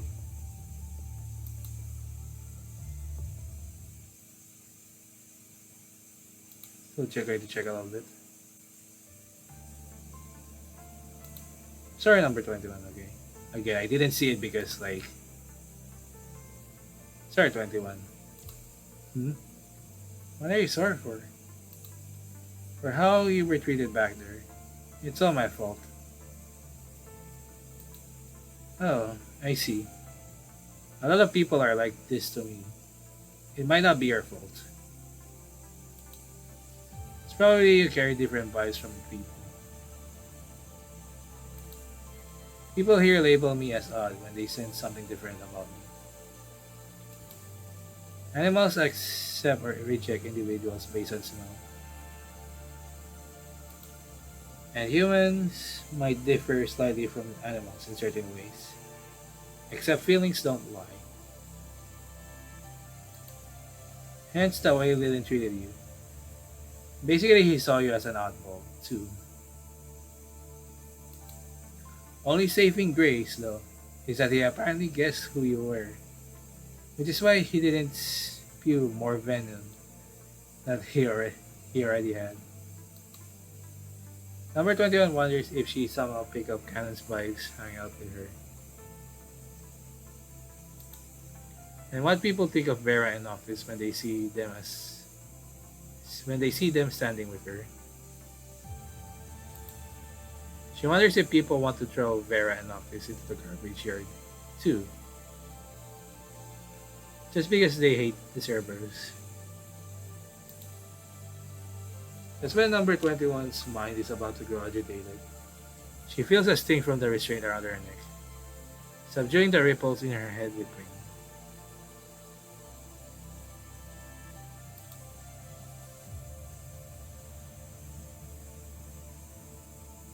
Well, that's. Are you feeling okay? Hey, come on over now. It's about to start. Already? I'm not even done here yet. Hey, wait up. Where number 21 can answer Scannon's question. Their surroundings grow rowdy with people gathering toward the biggest tent in the base. Hey, if you aren't in a hurry, do you mind if I walk out with you after claiming my share of supplies? I doubt there will be anything useful left after for me to claim if I don't do it myself.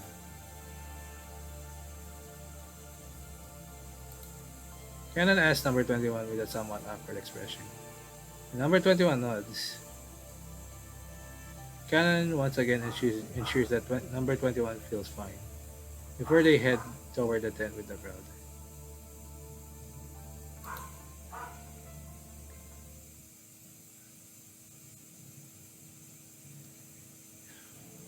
The side of a big reinforced tent bustles with people, most of whom with a smile on their faces.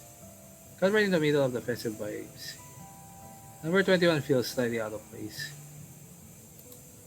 Mixed with the burnt smell of low-quality tobacco and the odor of human bodies, the smell of heated food fills the air and warms the body.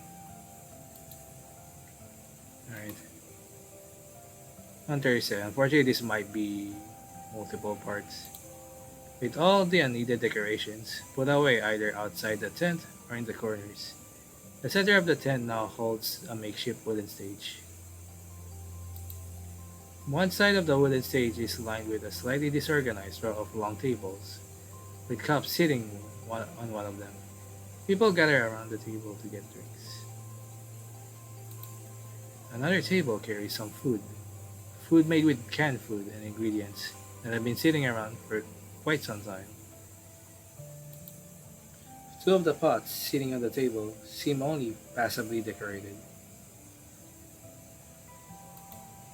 Drooling, all the adults and kids are all looking at the food, but none of them fight over it.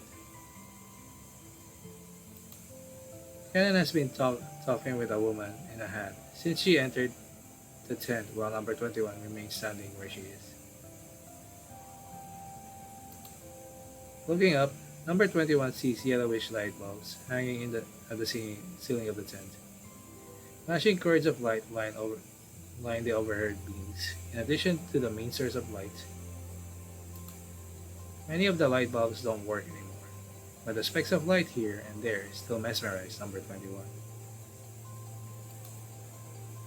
I just asked around and found that Celeste was about to give a speech in a bit. Let's get some food after that and bounce. You need to eat? I don't. But I can get some useful stuff if I exchange my food with people.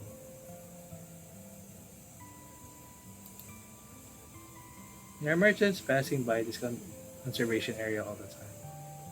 And it's from them that I get, well, what I need for my body. I see. Right then, at the clanks of someone beating on a piece of enamel tableware, people all turn in unison to face where the clanks come from. And with it, the crowd falls quiet. On the stage that's only big enough for one occupant, a tall man greets the crowd with a smile. How's everyone doing today? Simple greeting sets up a tsunami of applause. Seeing people raising their arms to greet him, the man nods back with a grin. So this guy's name is Silence. Thank you all for being here today. We're all here today not only to celebrate having lived through yet another year, and also a commemoration of what's happened over the past few years and the people we shall not forget. We're living through a time in which the whole of who we are is greater than the sum of our parts. And trust, my dear friends, is what makes us strong.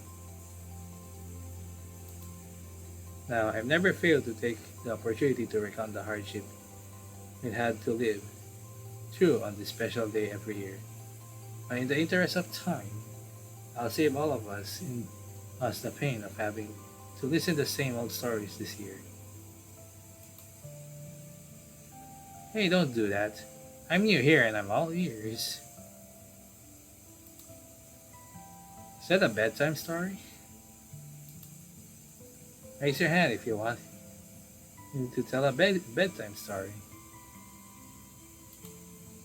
As they speak, people wait in anticipation for their leader to take them down memory lane, one with times they can still recount by heart. When Salance raised his hand with yet another smile, people stopped talking and returned their gaze to him. Let me take the opportunity to extend my heartfelt welcome to our new friends. You can try to catch me or someone else who knows all about our stories to bring you up to speed. But do allow me to skip a few things here and there as we go. With that said, however, I still like to ask all of us to pay our respect where our respect is due. Alright, let me continue. To everything we have overcome together, and to all those who have sacrificed themselves for us to be here. With it, the tent falls completely quiet, reminiscent of a church without a single soul. With Salance leading the prayer, everyone is fully immersed in the mood of the moment, even the children. These people might have come from different walks of life, but here they are, remembering the darkest moments they've all through together. About a minute later, the crowd finally emerges out of the prayer as the noise of talking resumes. I'd like to thank all of us here for your trust, because without you, we would not have been here to see this light that shines through the night today. Says Salance as he passes his eyes over every face in the audience. There are many who have known him for years. When they meet Salance in the eye, their eyes brim with tears. As all of you already know, we're currently facing some difficult challenges. Some of us have come back home wounded, while some have gone missing with their whereabouts unknown. But I'm sure we'll do everything we can do to find them, like we have so many times before, and I'm sure all of us will contribute to that. And seeing as they are here with us today, we'll hold a homecoming party for them when they're back home again. Yes, let's do that. Another tsunami of applause joins the place, with sobs and cries coming from here and there. Clap, clap, clap. Slap, slap, slap. Sorry. I've got some some good news to share. Given our proximity to the clean zone, we're likely going to be the next group of people to move there. And we'll all be safe and free of worries once we're there. I think we're close to the end of the tunnel here. And last but not least, please help yourselves to the food and drinks. One serving per person, though. You know the drill. Oops. Guess y'all need no reminder, do you? But do bear with this one last announcement. Yes, I promise this is going to be the last announcement of the day. This gathering is only going to last for 2 hours. You're free to go and partying in your respective tents after that. Please refrain from being outside after the gathering. And that's that. The good news and Salance's good sense of humor lighted up the mood. People from the fringe of the crowd started start making their way toward the table with food. I might split this anyway into two parts. Another group of people surrounds Salans, shaking his hand and making small talk with him as he walks down the stage. I'm done.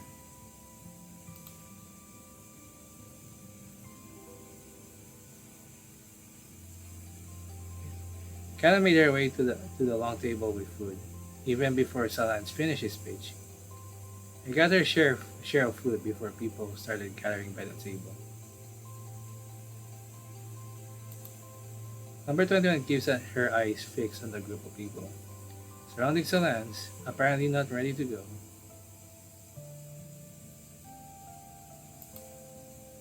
Hey, what's the matter? What are they doing? Why are they doing that? Well, they need their supplies. People do that to ease themselves of the pain they feel inside.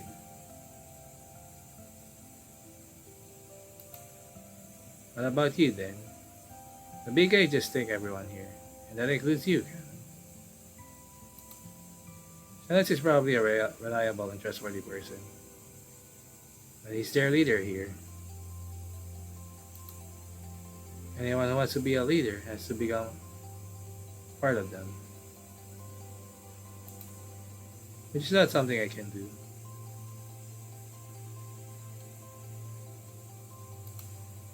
Just like what you said, number 21. You have no idea why some people are hostile against you.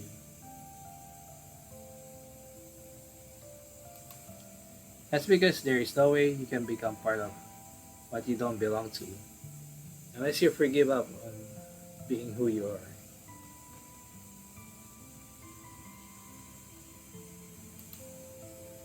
I don't want to be assimilated and become someone I don't even recognize. Just so I get to enjoy being part of the group. I just can't become part of something else that I am not. Oh my god, I just hope there's no mosquitoes right now. It's just so bad. Assimilated.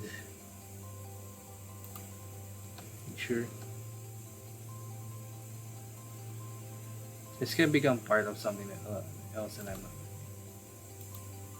Number 21 repeats what Cannon just said. Come on, let's get going. Just need to cross this conservation area and keep walking down the path there. And we'll reach your encampment. Sure. Having only taken a few steps, however. Okay. Number 21 stops Cannon. What if this is what I saw in my terminal? A wolf pup goes missing after it's born. How will it ever find its way back to the other wolves?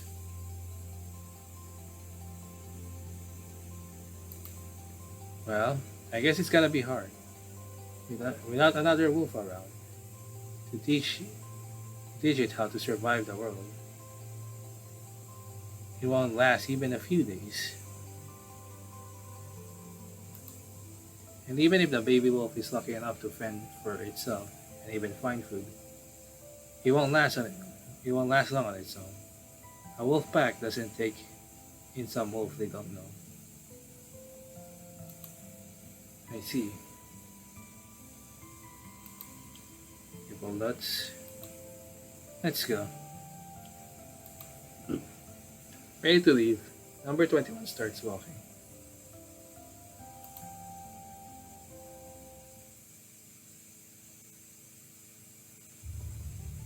Cannon, wait.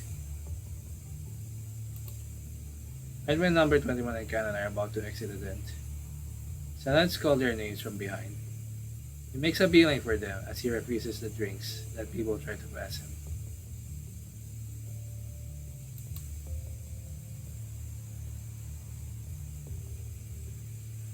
Not going to stick around just a little longer, Cannon.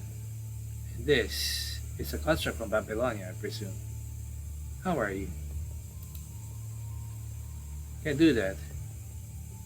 It's almost my shift now. I thought it was supposed to be was our shift. Oh boy. Guess he meant it when he said he was going to drink until he dropped tonight. Cannon responds with a nod, apparently not wanting to continue the conversation in a quiet tone. Conversation in a quiet tone, Salan says what's on his mind. I heard about how Lilith treated you today. I'm sorry for what happened. He just has a hard time changing the way he is. I talk about one for all and all for one all the time, and I'm sure he got that of me. I mean, that's what's been helping us through the toughest of days here. Anyhow, I'll have a talk with him. He's really helpful, and he's on good terms with most people here. The way you live can come across as a little special here. That's not to say you need to change the way you live, of course. And I'm sure you know that. It's just that the way you live your life probably reminds Lillian of what he's experienced in the past. It's because of what happened that him. Anyhow, you allow me to apologize to you on his behalf. That's fine. Auntie Widger had it all smoothed out for us. Oh, is that so? That's great then. Right when Salas is about to say something more, a dead drunk woman shows up and stuffs a mug of beer into his hand. Sans, that was great what you said. You are a burp. Okay, I know. Geez, Susie, how much did you drink? Just wait. Hey, come on. You gotta do this. Here, bottoms up. And you just do whatever floats your boat. Collect. Seeing what's happening, Cannon nods and Cannon nods at Salans and elbowing her way through the crowd that's gathering this way for a look at the scene, leaves the tent. Alright. Fine enough, this is where we start, I guess. Is it going to be just a walking simulator? Is where going to be the one that is longest? Well, we have to play, unfortunately, if it is. Fortunately, right now, we're still playing with the most oddest control schemes I ever used for this game. But it's much better, unfortunately. I mean, I don't really feel playing with the actual controls. Funny enough.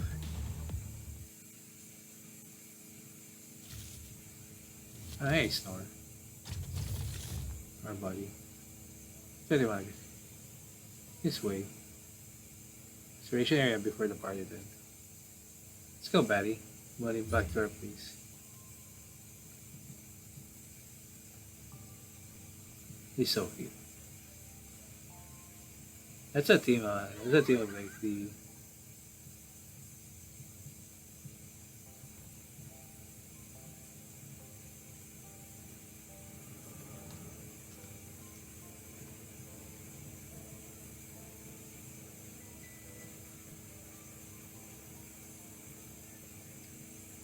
no news at all.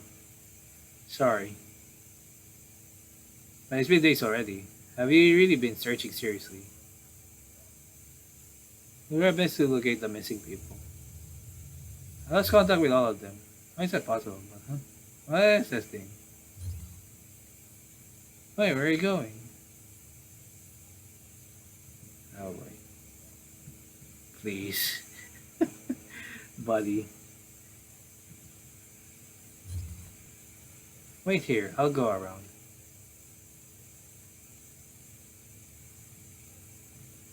Why?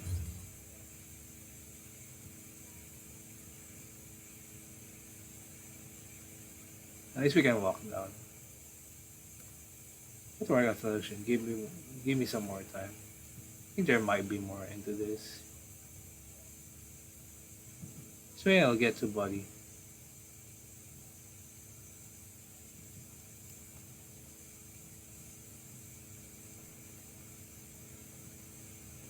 Why are you stepping there though? Huh? Strange traces. Buddy, check this out. Snore. I can't use your eyes anymore. Figure it out myself. My eyes said. Could be the smell of enemy. Should be more around here. Why don't you see if we can find the source? Okay. Oh god. Still not used to it. I can't connect to body.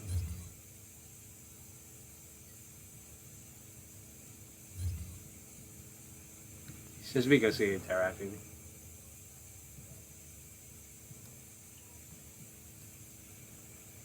On it. Oh god. Let me check. Oh god. Solution. Okay. I'll go around. Wait for me. Oh my god. This is just really 21 walking simulator. Oh my god. Unknown swine. We have to interact with it. 3 chases again. I'm really left here. This should be it. No vision.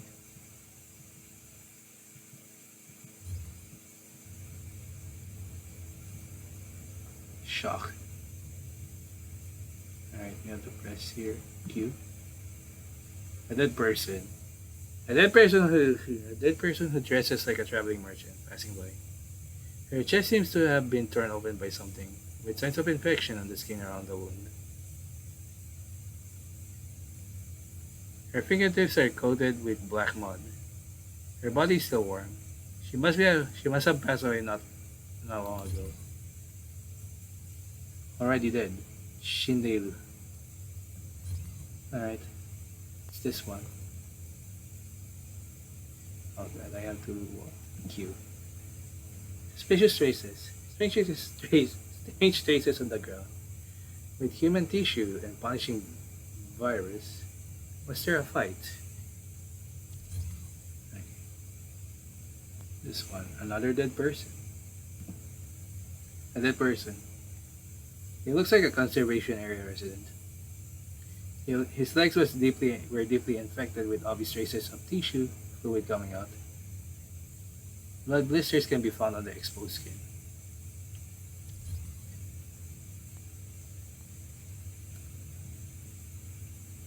Still one more here. An exit. And there aren't any strange traces out there.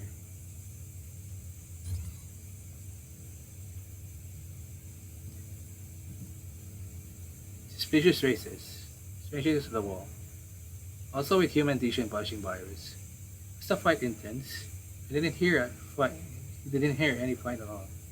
Could it be snails? Some snails seems to have moved past here. Alright, making sure first.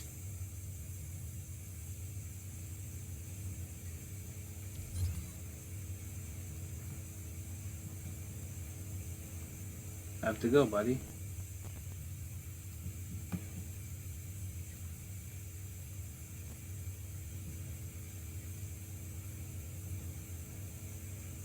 There's more here.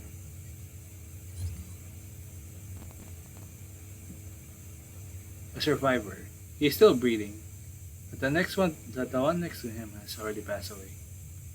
Judging from the amount of the liquid with punching virus on his face, the man would probably lose his eyes even if he survives. Welp. Still breathing. Took out that captain.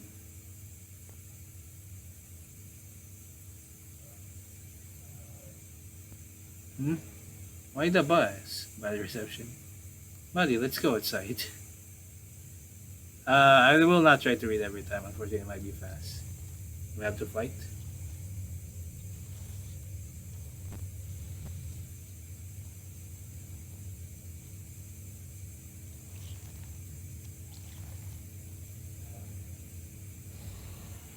Alright, here we go. そうね。あいつらを切り裂く。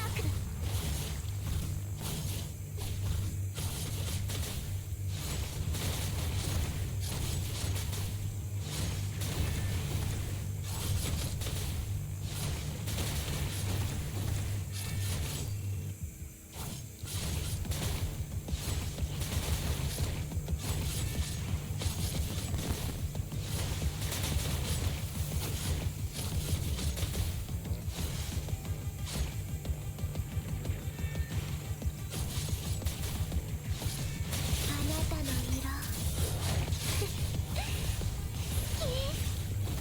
あなたの色。あなたはここへ逃げるの？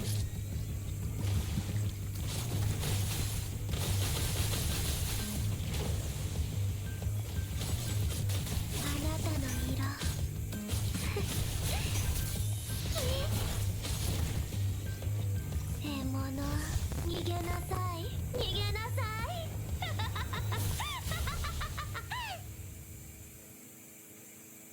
So wait. Okay. Not gonna read that, of course. No.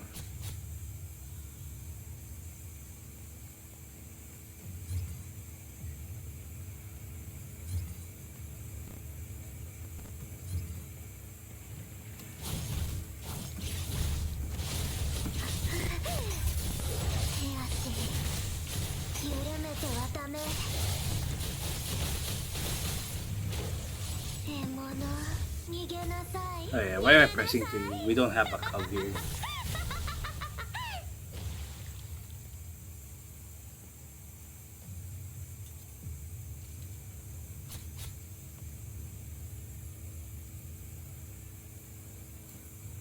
It's a very good animation.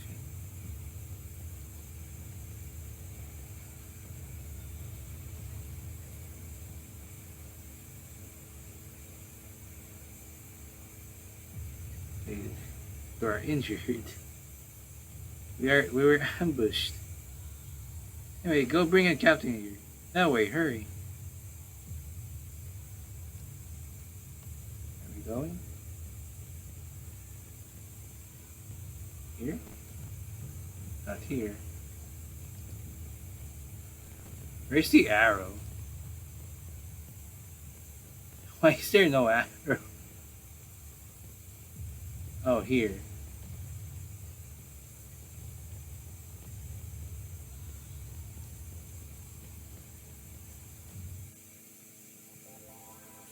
Okay.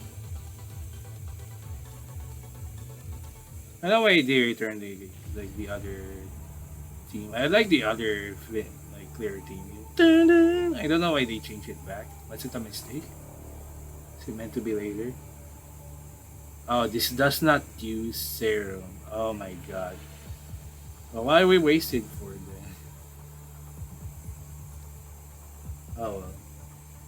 My stupid bad.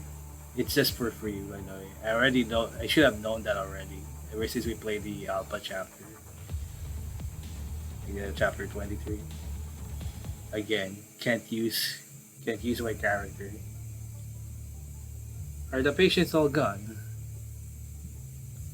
We are rushed our way to the conservation area, having learned about what had happened.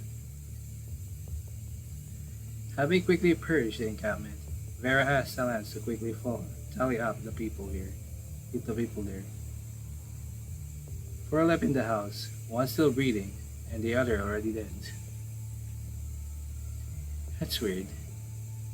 I remember seeing quite a few of them barely able to even walk when I came to check on them yesterday. Nearby, Salance is giving orders to the aggregations of refugees. The refugees form a squad of 6 rows, each with a person tallying them up. A boy of 5 crouches before a military stretcher, screaming his father's name as he wails ceaselessly. The high-pitched cries stirring at everyone's heart. Silence kneels down and gently hugs the boy before picking him up and carrying him to the end of the first line.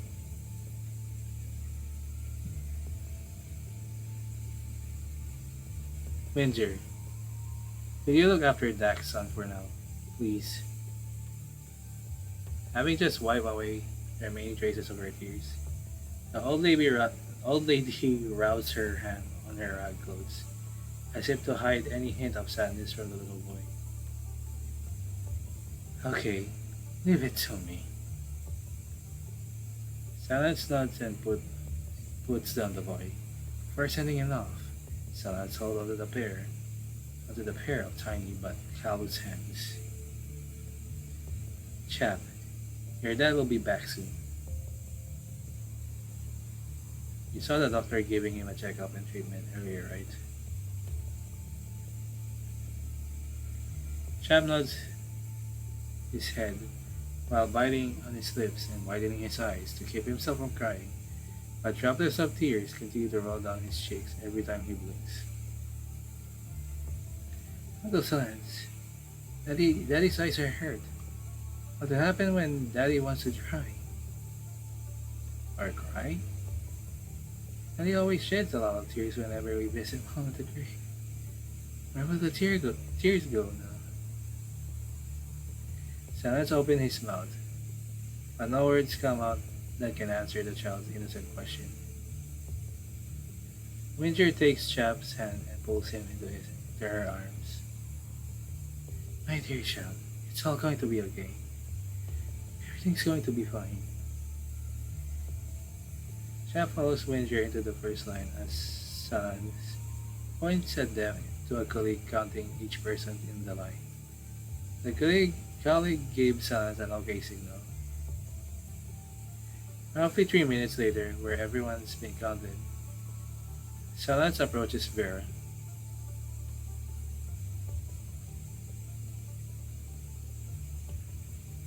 Vera, we have 6 deaths, 12 injured and 9 missing, including the ones who were missing before. We got a total of 26 unaccounted for. Thank God you and your team were in the area when it happened, or it would have been much worse. But the missing 26. Every one of them is important to us. I know you only have a few hands, so if there's anything we can do, please let me know anytime. If there's anything, I will. Now let's make sure these people are safe first. Vera points to the crowd behind Silence. One of my members told me that the Heter creature appeared inside a makeshift shed. If my memory serves me correctly, that's where the injured were cared for. Is that right? Yes, before you arrived, the shed was a resting spot for merchants or informants, but we took over the place when the infected grew in number. Who was the last person to check on the shed before the incident? Is he on the death or missing list? He was a nurse by the name of Vane, about 20. She's also one of the missing. And Dak. He's not a professional nurse. He's been learning how to care for parents ever since his wife passed. Anyway, he's been helping out in the shed. His face is severely infected, which caused some complications. The doctor said he wouldn't wake for a while. The last time I saw the patients, many of them couldn't walk. How are they doing now? Can they walk now? We haven't had enough serum for a long while now. We've been getting diluted or minimal medication, so they aren't going to recover anytime soon. Wait. We got a shipment of medicine late this afternoon. He gave it to Vane. Maybe she reassigned the dosage. Increasing medication won't heal rotting bones and flesh in a few hours. Has anyone seen or heard patients call for help or run away? We were all enjoying the precious holiday time when it happened. Nobody saw or heard anything before the white-haired guy. Looks one of us noticed the monsters. What about the entrance to the shed? Any sign of damage? There is, but we don't know what caused it. Everyone was panicking, and fighting will inevitably cause some damage.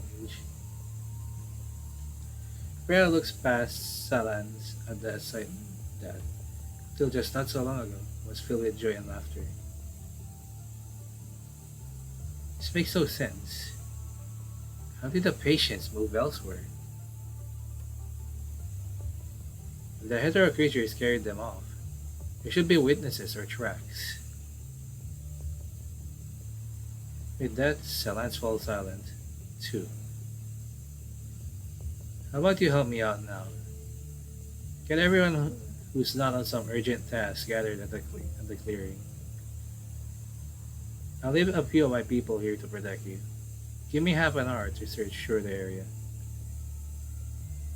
No problem. I explained the situation to everyone. Number 21. Chop chop and get to work. Yep.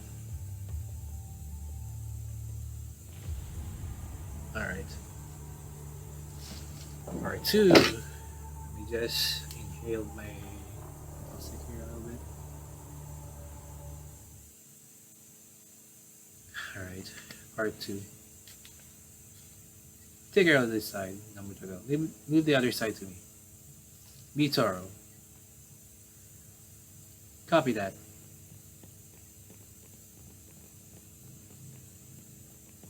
Okay, hang on. At least I can pause here, I guess. A bit. We're still on good time, at least. Fortunately, I might separate this if it ends up like 4. We can't run, unfortunately. I sir, no dash. Evacuate. This place is not safe. This place is not safe. Just need a little more time. Our friend is sick. Actually, I forgot to take the medicine just now. Yeah, that's there. Don't worry. We'll be right there once we find it. Here, found it. 2 bottles. Just take both. Okay. I would really want to like play Wuthering Waves, but again, I'm limiting my gacha playthrough, my gacha games to play. Anything strange happened here? Someone said they saw a monster near this tent. I can't seem to find anything. I see. Could also be a false alarm. Better keep looking.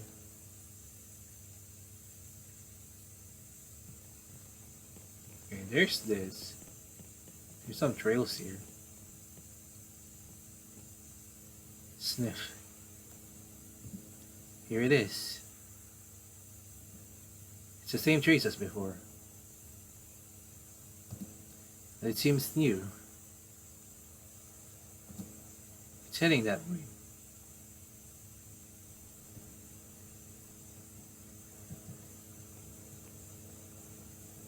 Oh, there's like one here.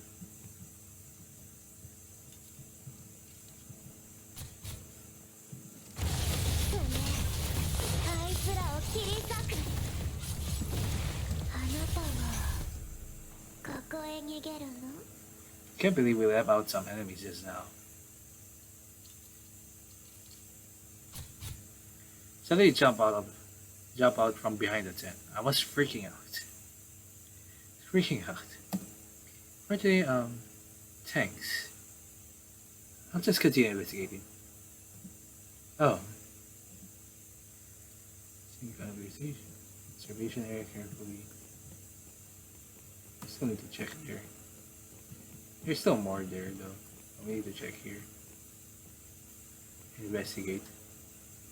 No marks and rubbles. The erosion doesn't seem to be caused by a terror creature, but by physical destruction. Probably caused by the recent combat. Alright.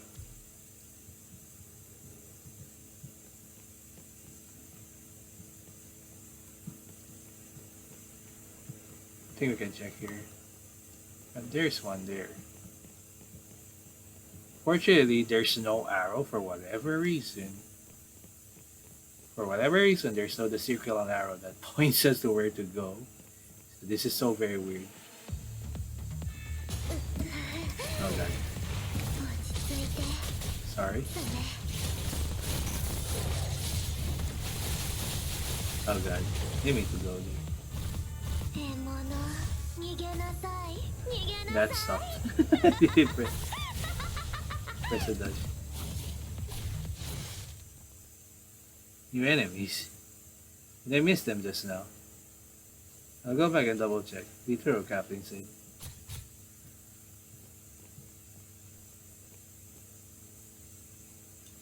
Ah.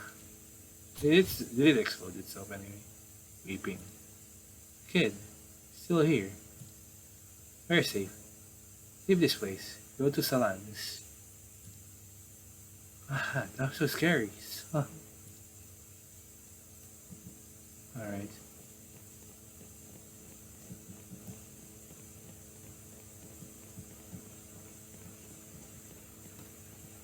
Unfortunately, my down key is again broken. Now there's like circle. I don't know why does it. So we can do this instead. Investigate. A rope. A red and gray braided rope. Probably worn by someone around their wrist. It lies on a trace. It's about to dry out, wrapped by a weird dried liquid. If you take a closer look, you find that the trace seems to lead to somewhere in the distance. Alright. The only annoying thing is you have like less HP anyway, which is suck. About this, I forgot to say this. Thank you. The investigation is also Vera. Like again, 9k. Why? Captain, number 21, task complete. Found anything? Number 21 found. More enemies. Monster, help! There's still monsters in the base. Save the report for later. First, okay.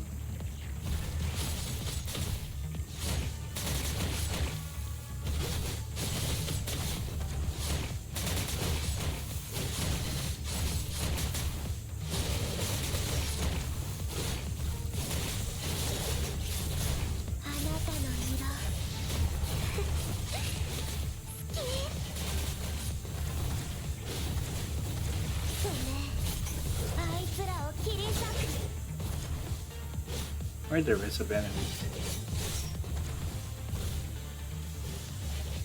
Wait. How do I get there? What the fuck? Bro, I can't get there. How do I get there? Will Vera be able to defeat this? I can't get there. What? How do I get there? Oh my god. Well, I also can't get here. Can I hit them here?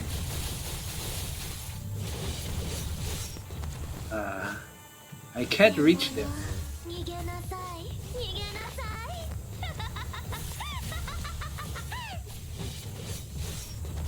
Vera.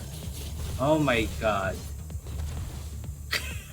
The game bugged out. I can't get there. Well, it's interesting. We'll be wasting our time. I'm not sure if we should restart. Man, this is gonna be a problem. How the fuck do you get here? Oh my god. How do I reach them? I can't reach them. Game. What the fuck? I have to restart this. I can't reach them there. Unless Vera leave them there.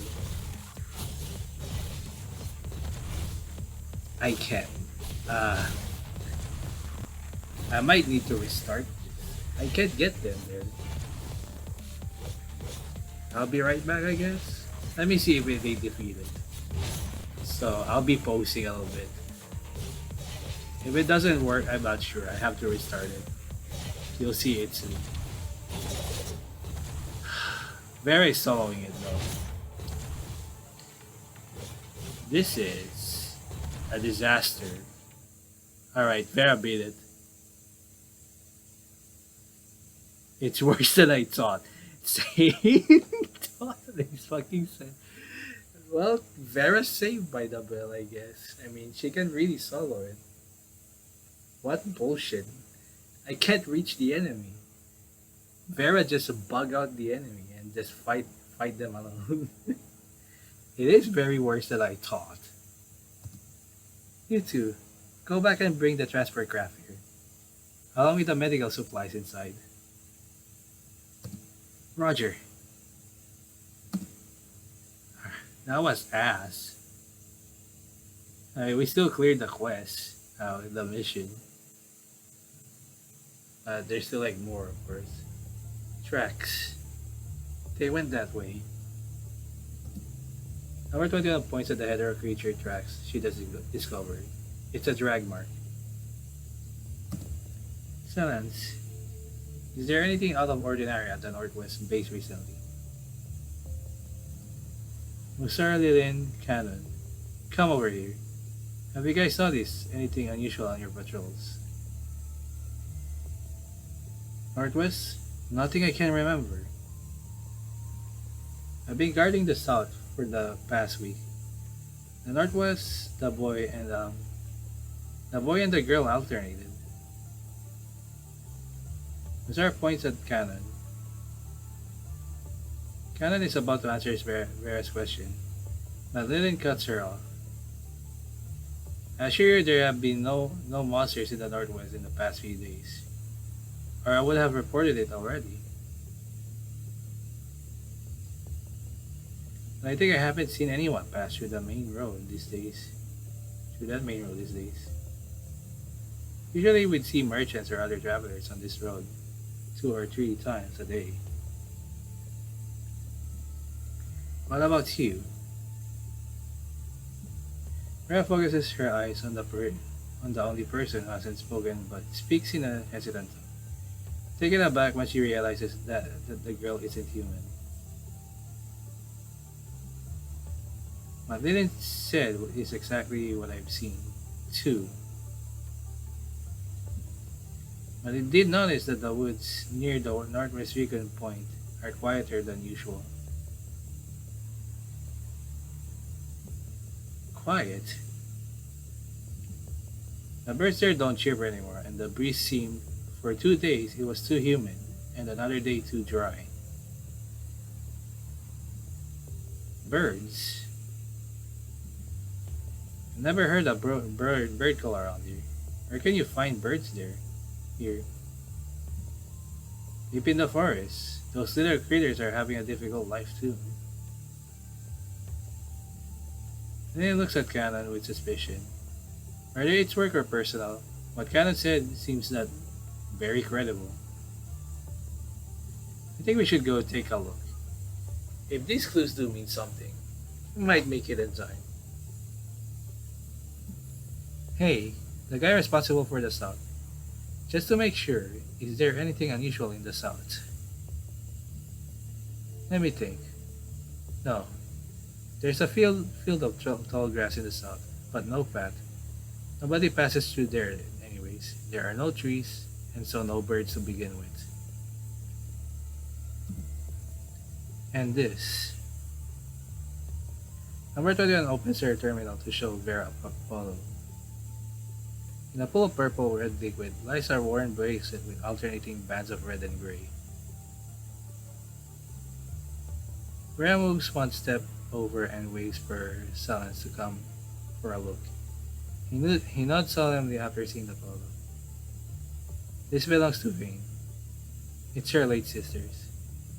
Vane always carries it with her. I see. Did it skip? Okay, never mind. It just changed. Silence. We need someone familiar with the Northwest to go with us for an investigation.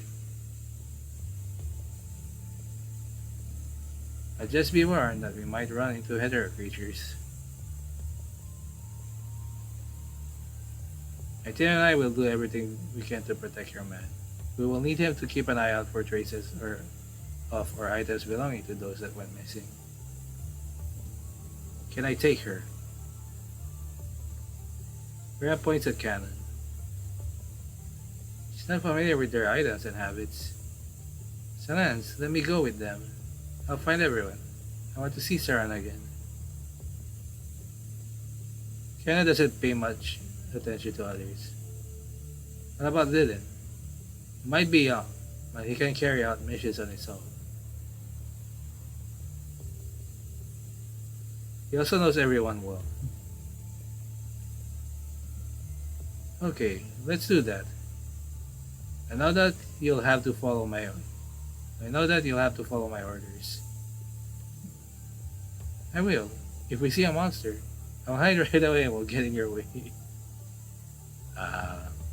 Also be aware that we still have no idea what's going on. And we're heading out to make sure nothing bad will happen again. Our goal is not to rescue the missing people. I hope we are clear on that. I understand, but I still hope that if you see any of them, please bring them back. Even one is better than none. And I'll send 2 members down south. Pick out a few who can fight or run at least.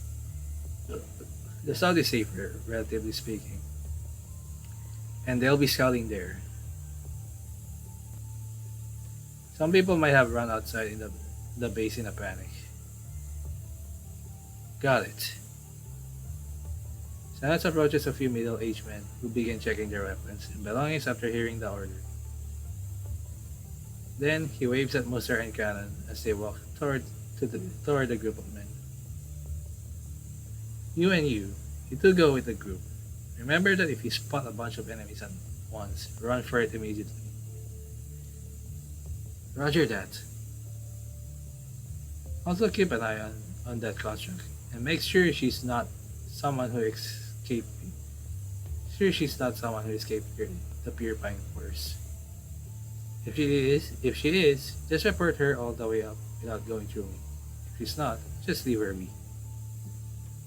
2 constructs nod their heads and follows Vera's line of sight to look at the cannon. As if sensing attention, Cannon suddenly turns around and scans her surroundings. The 2 constructs quickly take their eyes off her and pretend to talk about the mission. You 3, stay in the conservation area with the medic. Stay vigilant and contact me if anything comes up. Roger that. Number 21. What are you doing scaring about? Time for work. Buddy's not here. I can feel it, but Buddy's not here. Open, Buddy.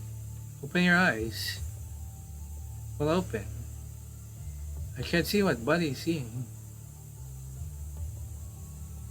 Number 21 shows her fangs like an angry lion, but she can't find her foe. She faces the ground with an empty stare. As she tries again and again to sync with her cobot, her pupils continue to dilate and contract like camera lenses that can find their focus. When did that happen? Just now. I don't know. His frame connects differently to body. Can only feel a weak. Number 21 stares up into the distance and focuses all her energy on searching for the weak signal from the cobot.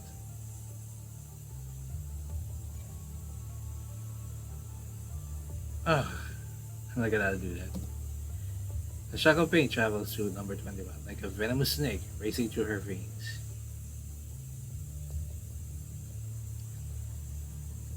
Don't concentrate all your computing power to your mind for it. I'm trying to fry your brain. I need to do something about Buddy. Number 21.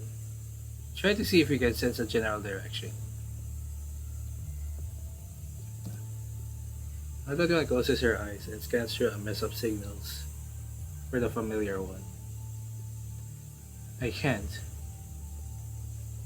You've got to go. You need to make a trip up northwest. If you said something different from Cobalt later, we'll act accordingly. Cable dots. 21. Okay. Scanning through the base one last time. Now whether your girl responds positively to the order.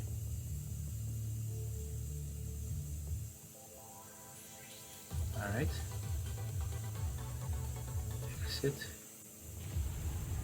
Alright. Rise of Sacrifice. Says our to survive is in the genes of every creature on Earth. Natural selection.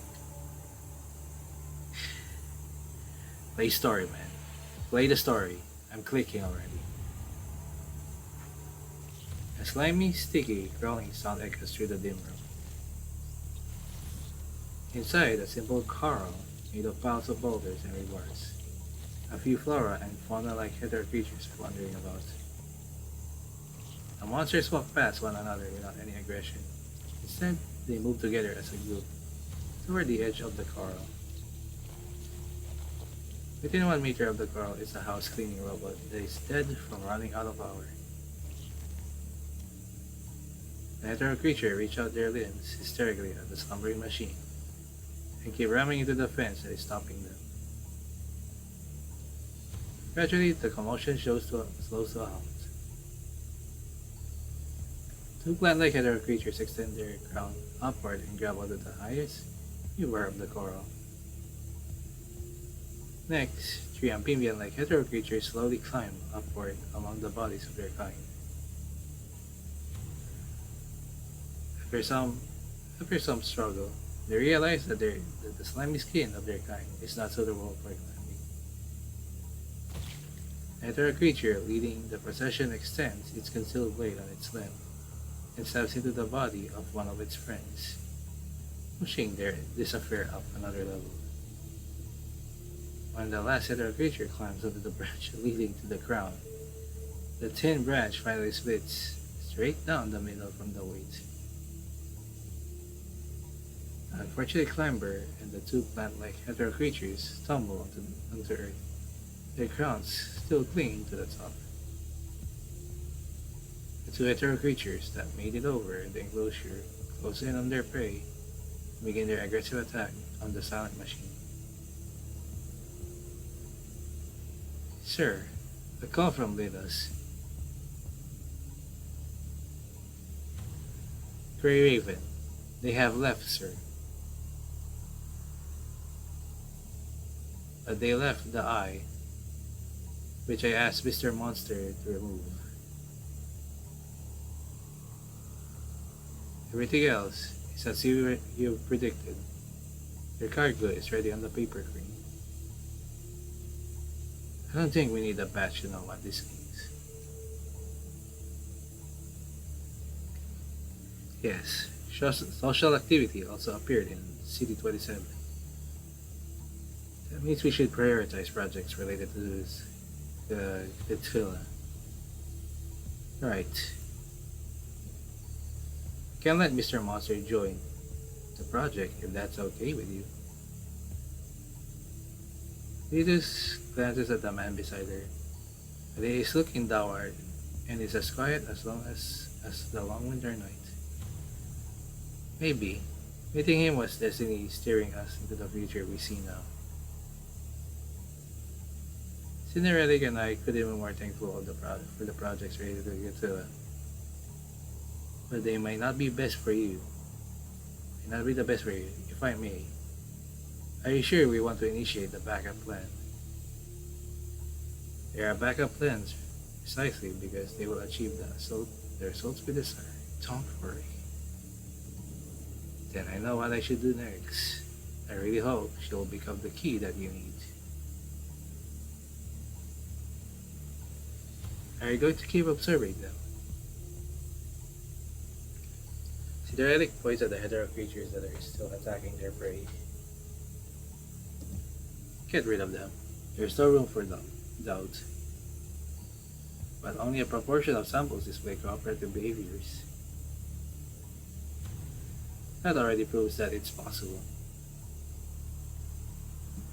Go and turn them into Earth-like creatures.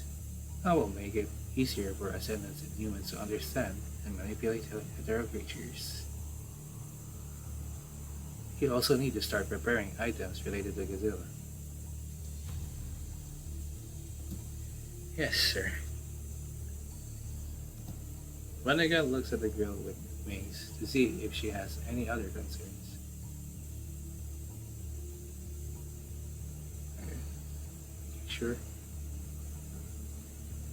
I was thinking about what Lita said earlier. That Project Titular might not be the best choice for you. Because the project will destroy the original person and the survivors. And that would mean a higher risk with Hayward.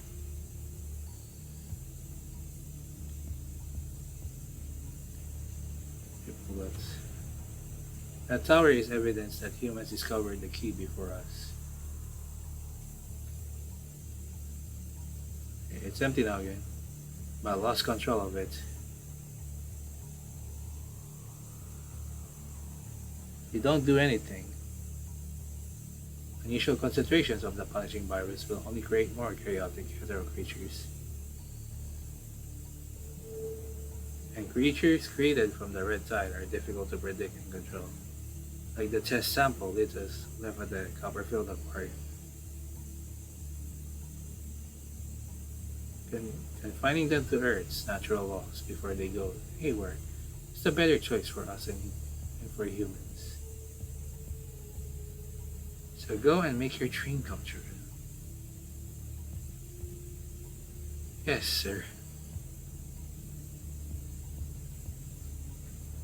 Is that it? Not really. Hey, over there, over there.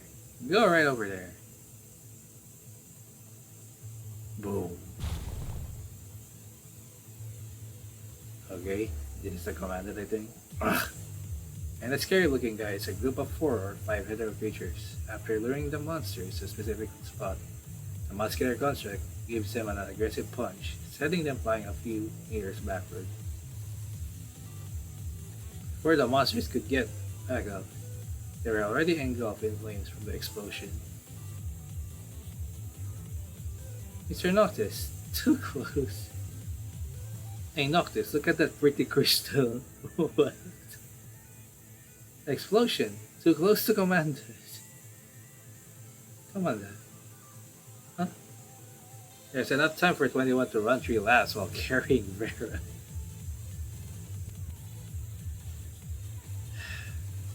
A construct might be capable of that, but charge run explosion can totally kill a human.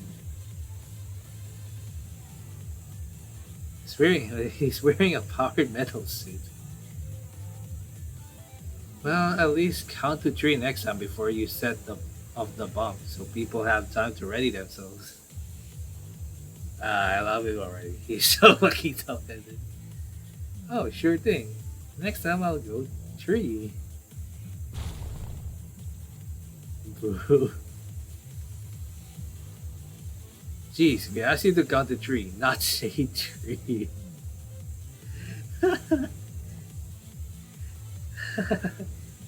You moron. Don't you know I don't like to count?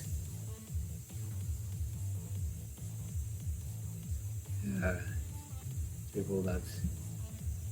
Just kidding. I said up that one earlier, so that doesn't count. Next time I'll count properly, alright? Ah man. It will be next version though. Are you right, Commandant? Phew, yeah, I'm fine. You're reeking how explosive rushes into your lungs as you take a deep breath. A shiver travels down your spine when you realize that it has already been filtered by the powered suit.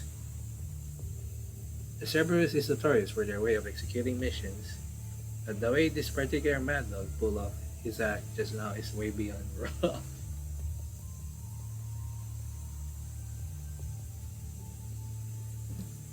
With his help, however, you manage to lose a great number of your pursuers just half an hour after leaving City 27. You encountered some enemies here, and there on your way to the conservation area is where the Cerberus are stationed. But the hetero creatures aren't much of a threat with the three constructs around. Ah man, my throat is already hurting, unfortunately. Is it just me or is this trash harder to get rid of than usual? It's not. They are definitely stronger than before. Are the enemies you fight on your missions also becoming stronger? No, that's why I thought I was imagining things. But I think it's time to take my explosive to the next level. Triple Lux. Sure, we should have to do with their creature too. I think so, but not to fight them. Bear is already having a headache dealing with people from the conservation area. Are the people there difficult? How would I know? But Vera hasn't said me to beat anyone up, so I guess they're okay. Oh, shite. How was I supposed to say that? What else? If someone asks, I'll just say that the little foolish girl said it. Maybe it's a lack of resources. After we get there, we'll be able to help. Really? Boy, aren't you kind? We've already set out a location to the transport grab. Should I ask them to pick us up later? Yes. I have something to hear. And look at that joke, of course. And I might be able to test out at the conservation area. The sound of explosions and gunshots slowly vanishes, and before you know it, every last one of your pursuers have been eradicated. That's the last of them. Now let's get you to work at the base. Wait here for a bit. I know a secret shortcut. Now let me go check its location. The muscular construct spreads straight into the knee-high undergrowth from the large road. Come on then. What caught your attention exactly? Remember what happened at the stairwell?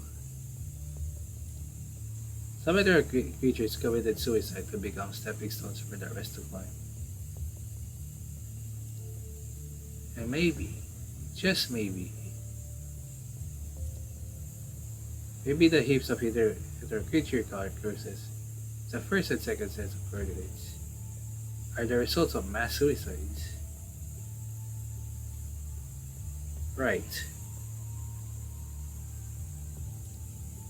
You haven't heard of the enemy committing mass suicide. Yep, they suicide just right on. But let's say this theory was true. Why did they do it? I have no idea. If they actually committed suicide on purpose. And I think we're about to see some drastic changes in the battles coming up. The desire to survive is in the genes of every creature on Earth. It connects every living individual, forming a web that instills the determination to live into every creature. Only blinking eyes can behold the beauty of a loved one. Only a breathing nose can take in the aroma of delicious food. And only moving arms can feel the warmth of another. Living is the only way to experience what life has to offer, and lives on Earth. Fight endlessly for that right. It's also why we remember those who give their lives for others as heroes in their deeds. They went against their instinct to avert death, against their nature, against their fears, all for something greater. And our creatures, however, simply live with the need to attack and are bound by individual work and the fear of death. For them, the strategic goal of the group takes priority. So sacrificing the self to create a bridge is the most sensible choice. And that turned an otherwise disorderly group of individual hetero creatures into an organized troop with absolute execution power. Humans have been searching for solutions in waves of disasters with our intelligence and human nature. But are we entering another deep winter, just as we are turning this war around in this fight for survival? Have to keep in mind the possibility that the Ascendants are behind it, that the Ascendants are behind this. Speaking of which, the camera robot is damaged. Did it capture anything? You could see that the hetero creatures in the area were all moving slowly in the same direction after we left. Then the robot went dead. And the work seems a little too neat for it to have been doing of a hetero creature, noticing and immediately destroying the robot.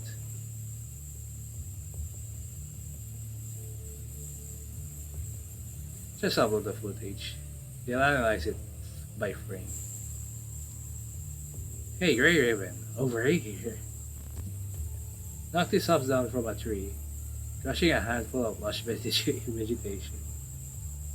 Hey, are we going to wade through this meadow? Yep, you can tell there's a path, right? I told you it's a secret shortcut, like in Etrian Odyssey. Just follow me. He strides confidently into the natural sea of green right away. Let's go, Commandant. Please follow, Liv. I'll be right behind you. He says after a frustrated sigh. At the other end of the meadow, with weapons in hand, the humans and constructs are cutting a path through the tall grass. The two groups will soon meet somewhere among the sea of green.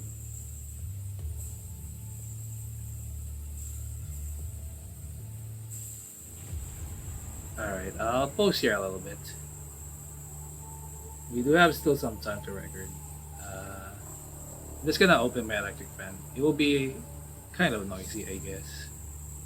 I hope you'll be right back. But be right back. I'm going to need the electric fan now. Alright, and I'm back. Yeah, unfortunately this electric fan will die soon. This fan will die soon anyway, so pretty sorry in advance about that. Anyway, let's continue. The smell she desires. Currently right now it's on max. I don't really care anyways. Alright. I just wish I could play the character I fucking build, you know.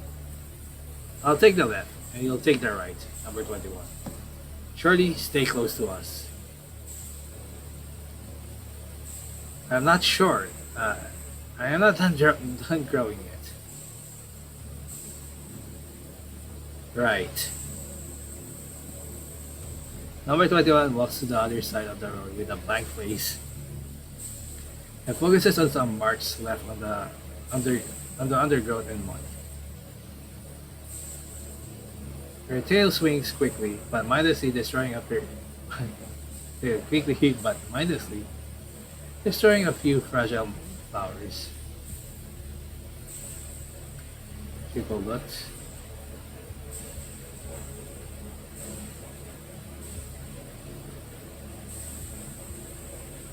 Is Corona the one responsible for developing number 21's U-frame now? Yes. Under whose order? Forget it. We need a lot of help from Corona, even if we wanted to design it ourselves. We have no data on her current design. This frame might be just become the victim of some complicated war one day. It's better to let one party complete the entire design, rather than have both sides be skeptical of the other's design. For developers, getting new frame to work is the only way to obtain new, valid data. So I can understand why he decided to hand over the authority of design. But I can't promise you that I hold significant influence, even if I can only supervise the process. I would like to receive a copy of every progress and compatibility report. It is a reasonable request from the supervisor of number 21, right? I'll see to it as long as classified development information is kept safe. On behalf of number 21, I really appreciate your help. The red-hair construct puts on a bright smile, but under her perfect smile steers raging, suppressed anger. I'll get going here. Right. 1 second. I know number 21 has little common sense and has trouble with words. But do you know anything about what she wrote about her wish for the new frame? What did she write? To have the smell of humans.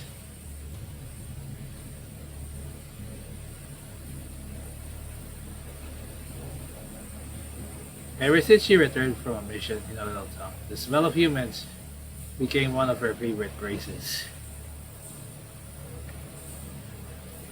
Vera never paid much attention to it when it appeared in the daily squabbles of Cerberus. The smell of humans. It is something that becomes non-existent the moment someone chooses to become a construct. Noctis is no brighter, and Vera would give him a painful kick the moment she heard him say something like that. But for someone who has traveled her human experience, crazy phrases like this seem oddly fleeting. But nobody knows what number 21 still needs to become the human she imagined.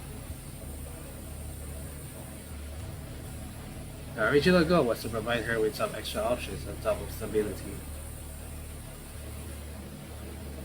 But live testing has shown that the frame cannot follow her wishes if it's to maintain stability. And as far as frame stability goes, most constructs experience this fear and panic when the imagined self is different from their actual self. Basically, it's when their inner self cannot accept reality. Does number 21 really know her heart? She is showing a lower compatibility in the human-like frame than her current frame. Number 21. Can you find what you're desperately looking for? Which is funny enough, that's also the theme of the Space Odyssey. Captain. His body going to die. If you were the one who is lost, are you going to sit there and wait for that? No, I'll come back to be with you. And you should know more than anyone else that body isn't going to give up so easily. Right. Having some motivation recovered, number 21 rushes back to her research area. I found some footprints, over there. I click, come on, the boy's yell emanates from nearby as he waves at Vera with an exaggerated gesture. Without waiting for her response, he swiftly dashes toward the newly discovered clue. Hey, don't run away like that. Ugh. Number 21, follow him. Alright. Also yes, all of these are custom loading. Unfortunately, I won't be able to complete it until I beat this. This is gonna be all up for 21. Look here. I mean, I would mix it raunchy. I said, stay close to us, will you? But I saw something. Fine. These footprints are new. Alrighty, Shorty. Tell me what you think.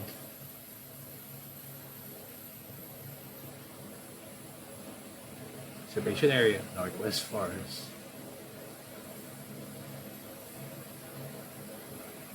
Look at the heel of the footprint. It's missing a piece. It looks like Auntie Veins. What do you mean? She lives close to me, so we talk every day. Yesterday, she complained about the crack sole of her shoe. She didn't have time to get it fixed. Weird. But only footprints from one foot. The footprints are getting messy from here. Did she bump into heather creatures here? Then why would she run so far all by herself? Let's keep going.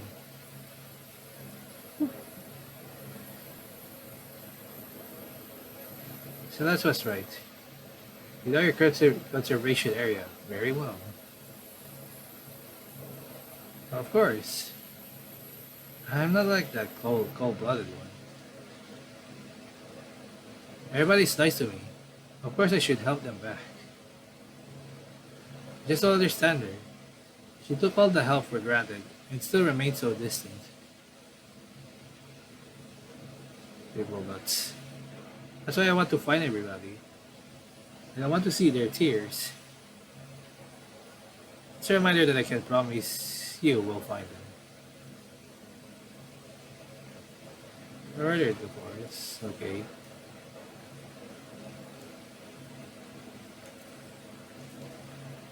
Captain, there's something in front. Flower. Never seen this kind before. Have you, Shorty? No, never. Wait a second. This is not right. You didn't walk far. But these trees, they look nothing what I remember. Stay calm. Ew. The smell makes me uncomfortable. Of course.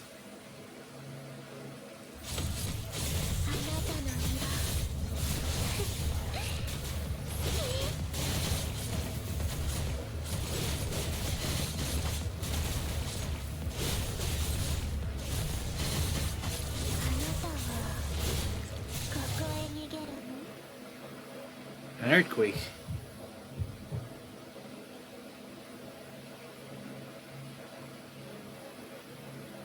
Whoa, the ground is shaking.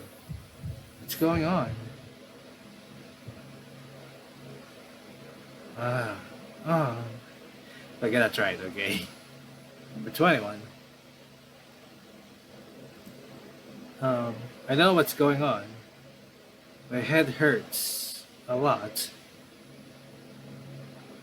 Is it because of the restraint? Or... Here we go again. Let me just go on with to your mommy. Okay. You have to run away.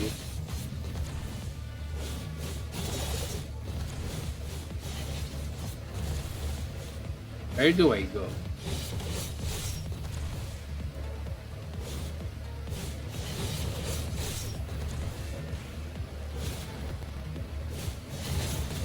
Wow, what a very fun one.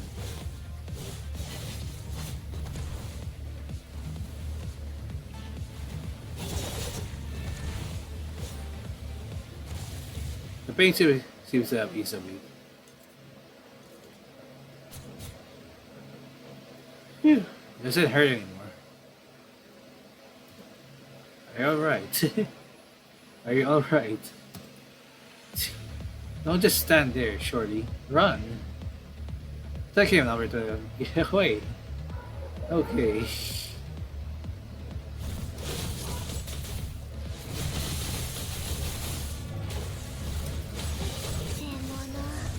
Oh, let's just kill him there.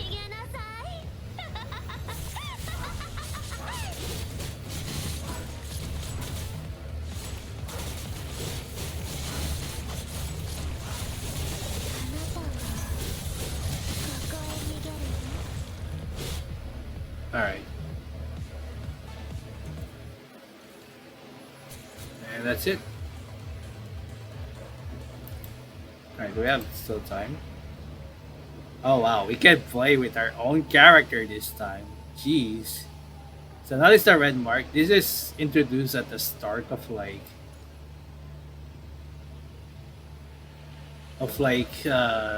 the left hand side. I still haven't completed that yet.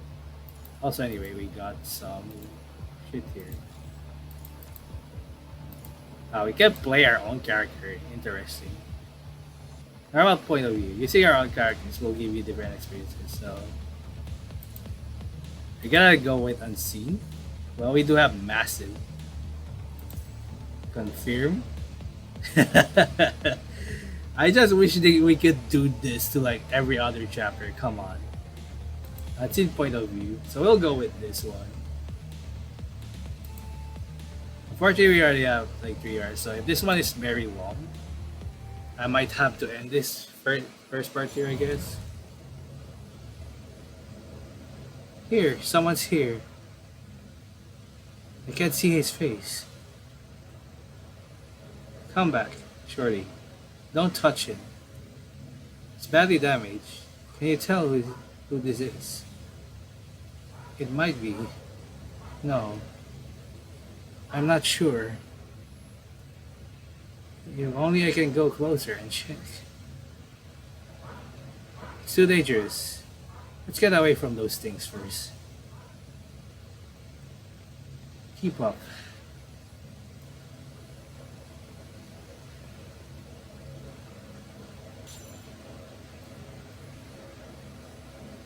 Enemies ahead.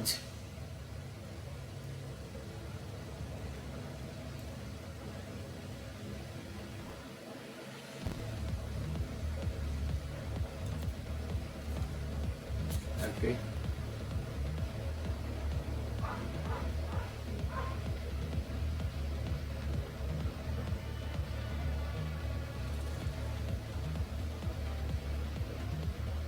What's happening here?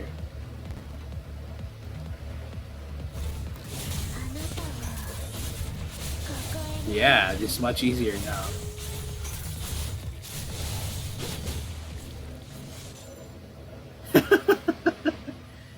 All clear around here.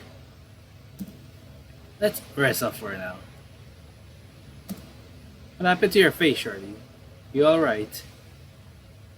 I think so.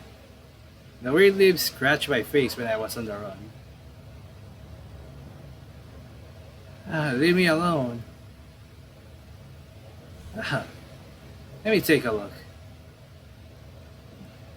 Take this. Use it to clean your wound first. I'll send you back just to be safe.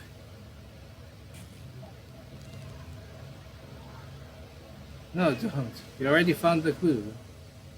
I only need to. The injury is too risky for you. It's just a tiny scratch.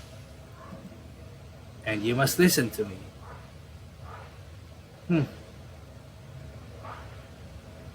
You know the forest here. From there onward, it's nothing like what I remember. I hear footsteps. Enemies are coming. Can't they just give us a break?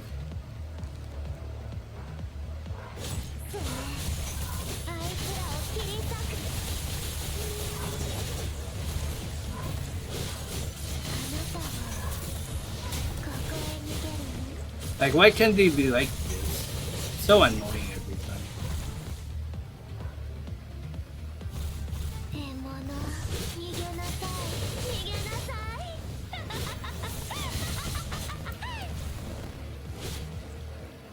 They're getting tougher. I can't tear them apart easily. Indeed, I feel that too. Better get someone to pick us up. Initiating comms. This time we fight the boss with at least my own character at this point. Hello, Vera here. Base, do you copy? Can anyone hear me? I need someone to pick us up. I love this. going on? Hey, you.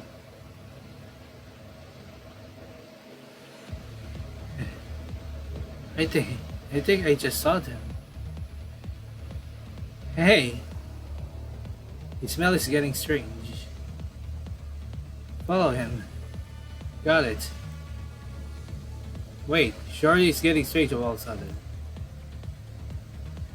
The corpse might be able to tell us something. Let's split up. You go check it and come back to me.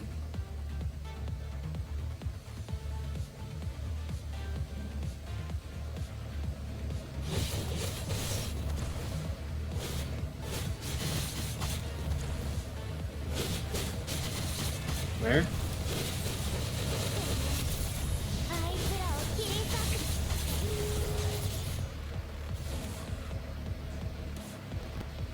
く。 That's funny. Like, wonder what's going first. Bzz, bzz. Still can't get through. Odd. The communication signal is disrupted. I was still working yesterday. Is this stuff jammed? It's been stored in an exclusive box all this time, so technically this can't happen. Bzz, bzz. While the two of them talk, the construct persistently attempts to adjust the equipment's parameters, only to hear static noise off and on. How about this? Since there's no other option right now, I'll stay here and try my luck with it. And I'll keep you updated once there's any progress. The construct gives you and Noctis a nod before turning back to work on the malfunctioning device. Let's look around first. Showing no objection, Noctis shrugs and proceeds to follow you out of the transport craft. Eek. I'm sorry, Commandant. Did I hurt you? As you step out of the craft, Lee rushes over, almost colliding with you, while clutching a medic box in her hand. I'm totally okay. I'll be recording. Wow, we're still not on that mark. Don't worry, you didn't actually bump into me. Are there a lot of casualties? The medic said that they've already provided treatment to all the wounded after the incident. But we just noticed varying degrees of deterioration in everyone's wounds. Even with sufficient doses injected, the serum seems to be not working as efficiently as expected. And one of the medics accidentally came into contact with an affected patient's body fluid, so I'm bringing medicine over. Liv, be careful. After giving you a brief nod, Liv hurriedly departs, grabbing the medicine box tightly in her hand. Hello, officer.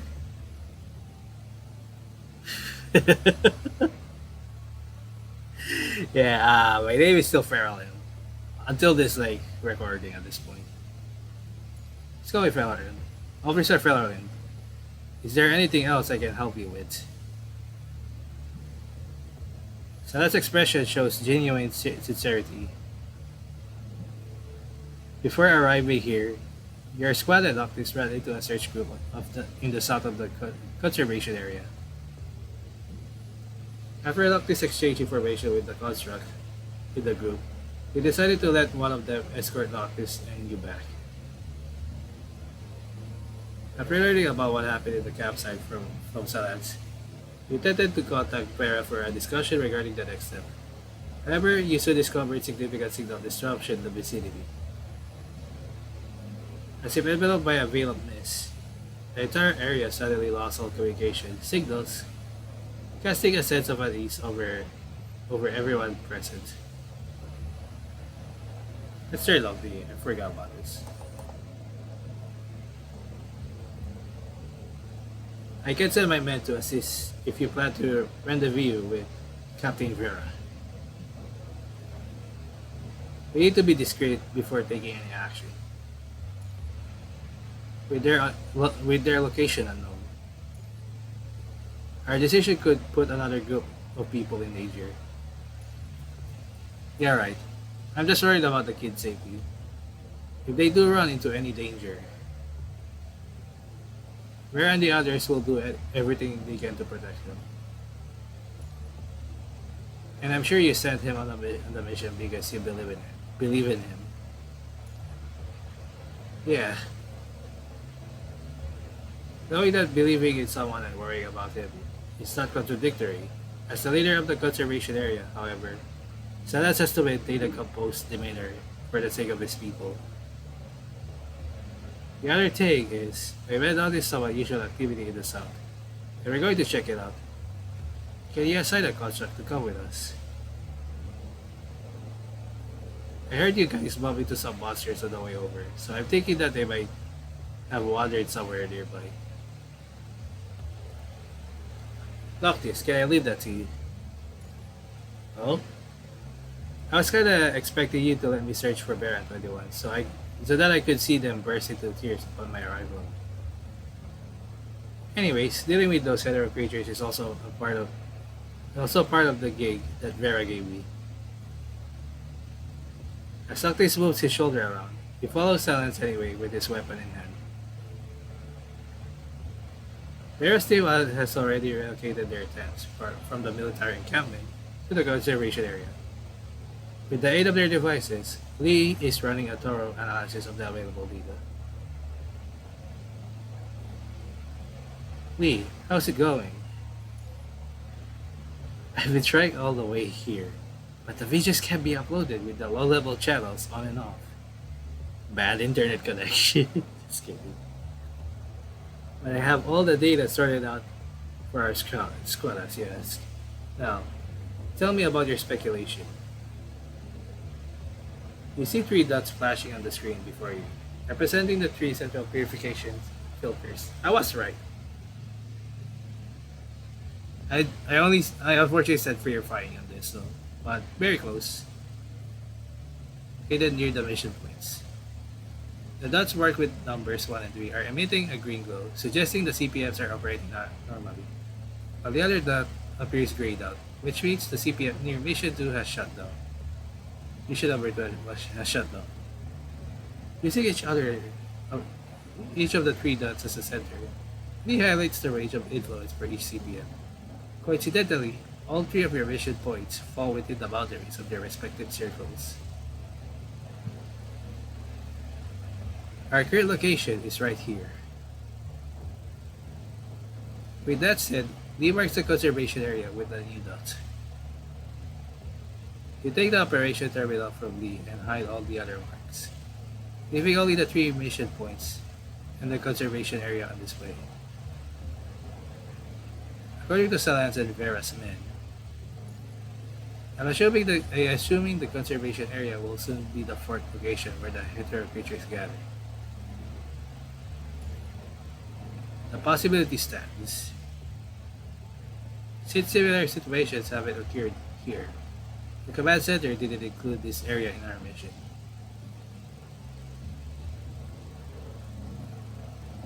That's my assumption. Shall we ask around about the CPFs? No? So you think it has nothing to do with the filters? You know that Lee and slide your finger across the terminal, causing the map on the screen to zoom out gradually, revealing a wider area. Alright. Hold on. Lee immediately picks up your thought and takes the terminal back. 2 seconds later, a bigger dot is marked on the map, the Inver Hetero Tower. Then the clean zone centered around the Inver Hetero Tower comes into view, in a ring area outside with which the three mission points and the conservation area fall. This means hetero creatures are gathering abnormally in the vicinity outside the clean zone. But we haven't collected enough evidence yet, so this is just a speculation. If this is true, It means that the enemy has secretly started an even fiercer counterattack after humans just gained the upper hand in this war. If events unfold as anticipated, the first area reclaimed on Earth, symbolizing the hope for mankind, may become a secure but enclosed prison. For the hetero creatures in the entire ring area, some will learn to work together. The absolute safety of Clean Zone. For the Clean Zone, we will need a reconsideration for sure. Report. I pick up a signal. The construct who had been occupied with the transmitter in the transport craft bursts into the tent and almost stumbles upon entering. Bzz. Calling, hear me. Bzz. Transmitter plays a captured call, but only a few words can be discerned from the audio due to overwhelming static noise. Sounds like Vera's voice. But there's no way we can reach her now with the current signal disruption. Can we track down their location through this? Only more advanced communication devices can manage that. Unfortunately, this one we have on hand isn't one of those. It was initially planned as a simple mission, so we didn't request any of the advanced equipment except for the standard ones. If I could know this earlier. Neglecting the construct's complaint, Lee's focus seemed to be drawn by something on the ceiling of the tent. Sensing his unusual behavior, we follow his gaze and direct your attention toward the same spot. Having seen that the construct abruptly ceases his bubbling and joins you and Lee in looking up.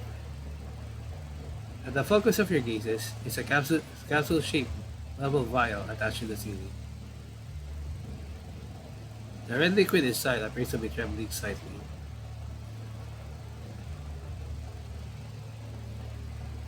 An earthquake, but it sure doesn't feel like one. The tremor doesn't come as you expected. A few seconds later, the level vial already turns still again.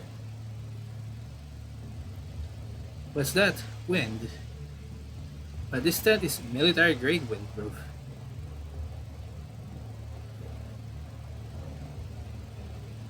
As Lee lifts the tent flap, expected to be greeted by a powerful gust of wind that would shake the tent.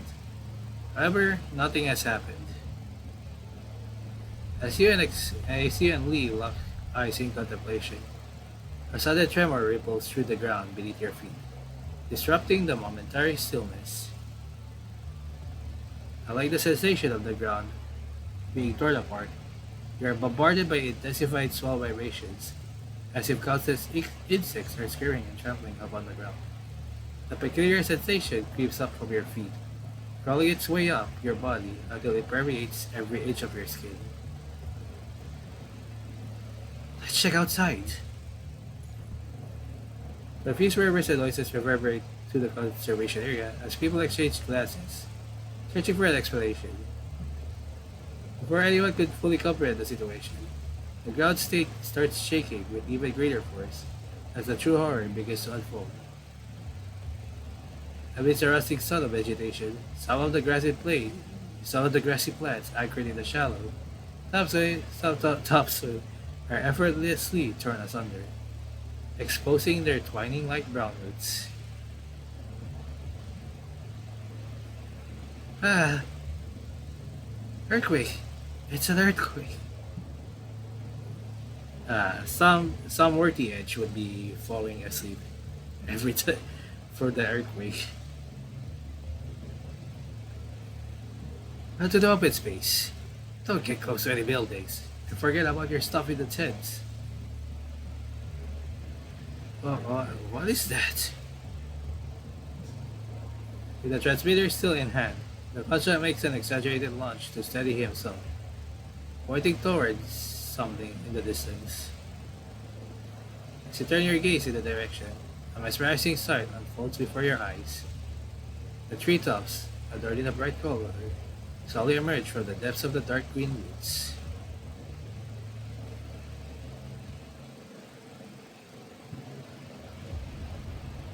The growth defies all expectations, surpassing the normal dimensions of trees in a matter of moments, and their roots soon materialize above the woods without even touching the soil.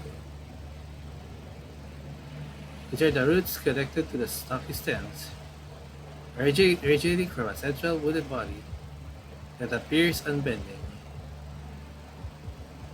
In other words, those tree crowns are the branches extending from one tree.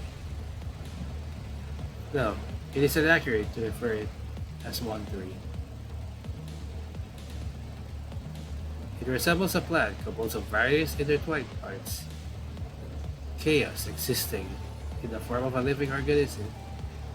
It can only be remotely categorized as plant as it exhibits both wood-like and texture patterns. A globular forest is the only praise you can manage to form within your mind.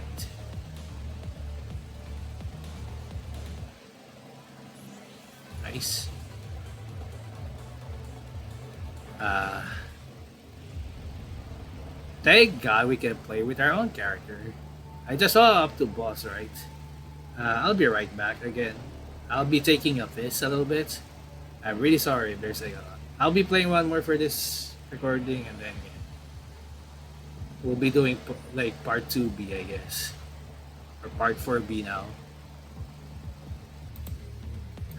Well, I'm back for one more stage in this chapter. The record.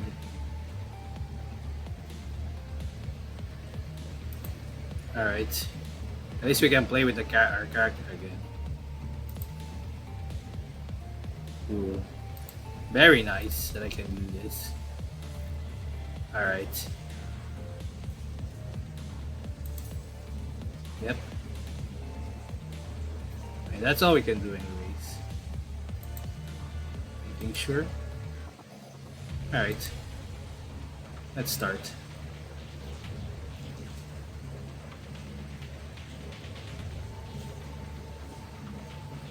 Oh boy.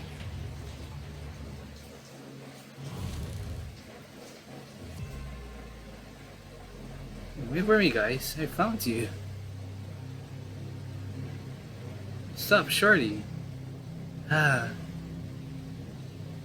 You all are here. I want to go over there too? Okay. Okay. And he dies.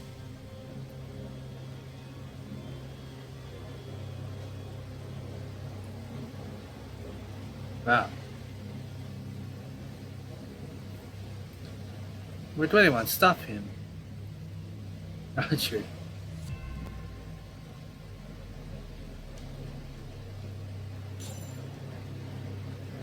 Come back. Ah, you also want to hold my hand.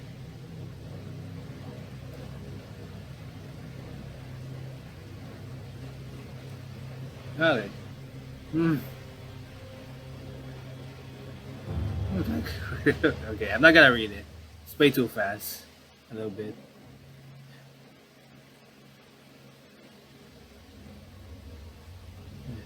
Captain. Where am I? Can't feel anything ahead.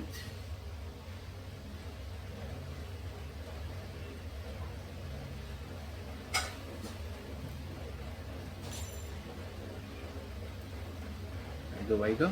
Here.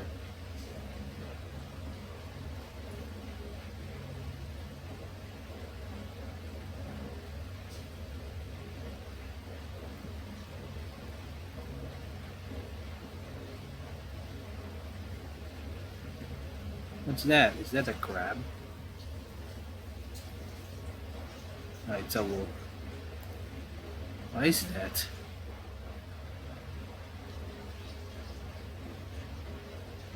More over there.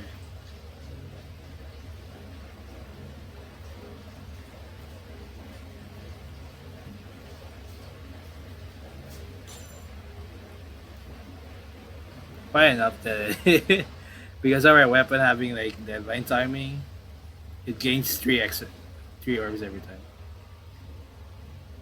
You know, right? Wolf question mark. Triple dots. Alright. We are last recording. I think I might take. Phew. Enemies. Captain needs my help. まだまだよ。あなたはここへ逃げる。 Okay.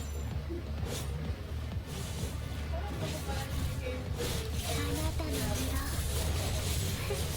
Huh? あなたの色。獲物。逃げなさい。逃げなさい。 Well.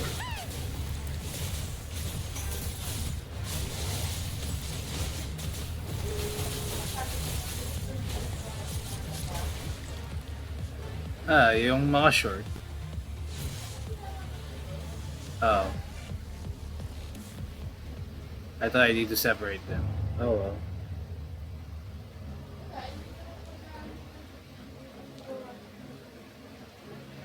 Well. It,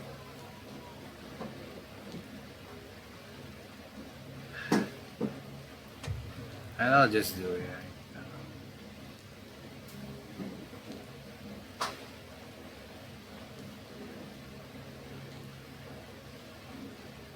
Go back to your pack.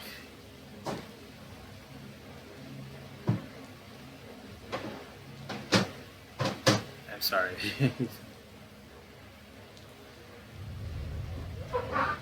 That'll stay away from me. Why? On your own again.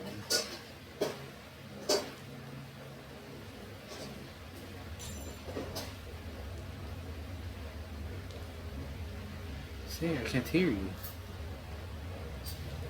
Bring it on. Become the same color. Wait. Let's go a bit further.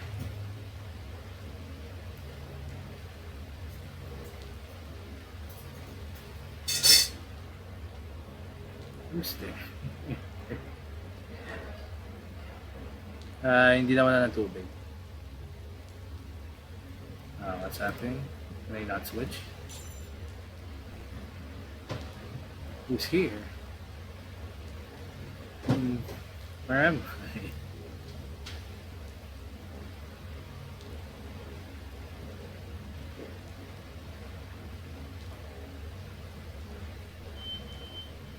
Who am I?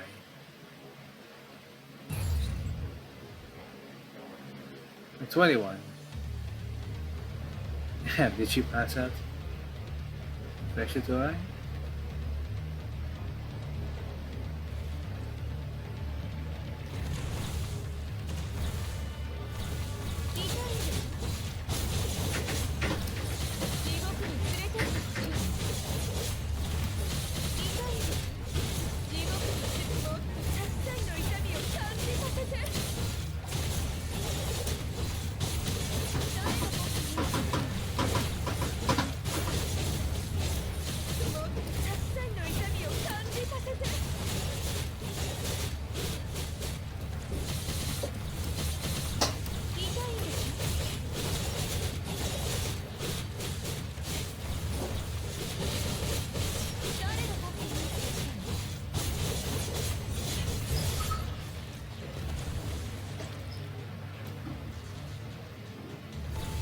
Tougher.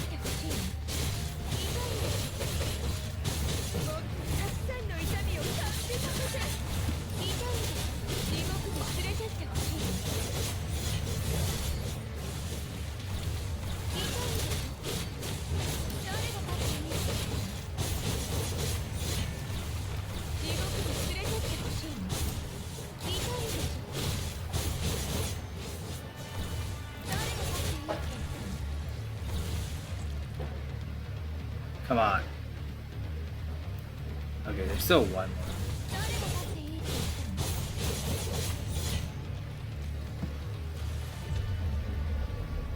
more. Okay.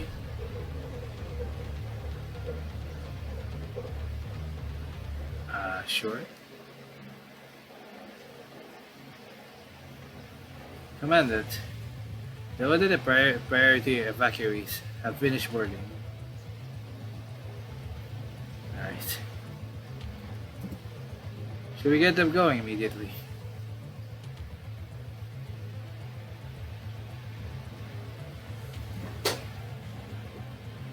Give me a minute, I'll go take a look. Eh, di labanan na natin bukas eh. Or later. Young short. The transport craft that Vera's team bought is now filled with people. The majority are elders and children. And only a few individuals being carried on stretchers. That thing's tough. Tennis points at the globular forest that almost extended to your vicinity. Is everyone alright? Only a few are slightly scratched. They'll be fine. So, we've seen much worse when the tower and the clean zone appeared. Having scratches was like winning the lottery at that time.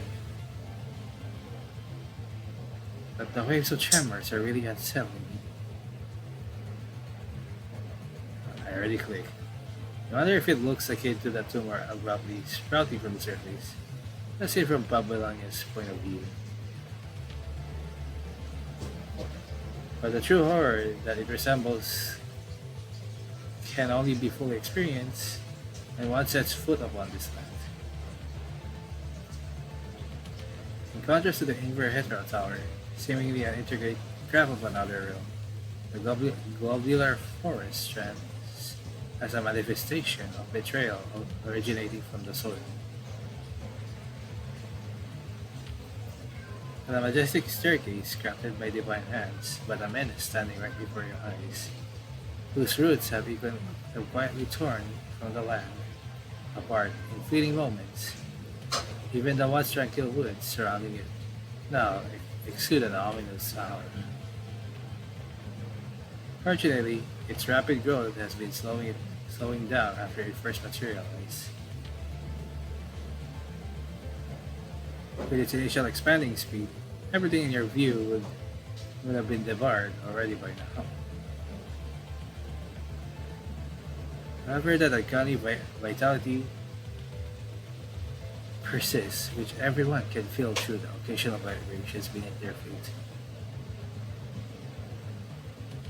Give us a break already. How many trips will it take to evacuate everyone in the conservation area? All the wounded are aboard, and those stretchers are taking up quite some space. I think 3 trips will be suffice. No, actually, I might just pull it off in 2 trips. On which trip are you leaving? I'll stick around until the very last person leaves. Don't worry, there are trustworthy people within that group. I'm honestly not so important as you may think. Alright. Constructs leaving with them will help them settle down as well. Okay then, I'll leave that to you guys. Having said that, Silence firmly strides toward a group of men who appear to be preoccupied with their tasks. They are trying to push down the empty houses that teeter on the brink of collapse to avoid any potential danger if another wave of tremor hits.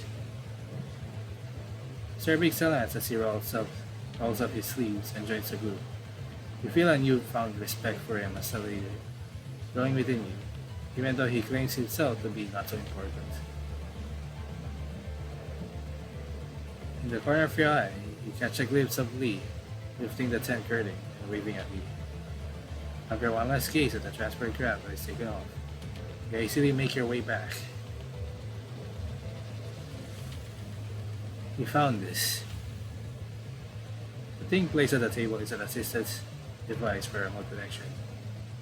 An exclusive piece of equipment that belongs to Cerberus. I knew there should be something that could come in handy.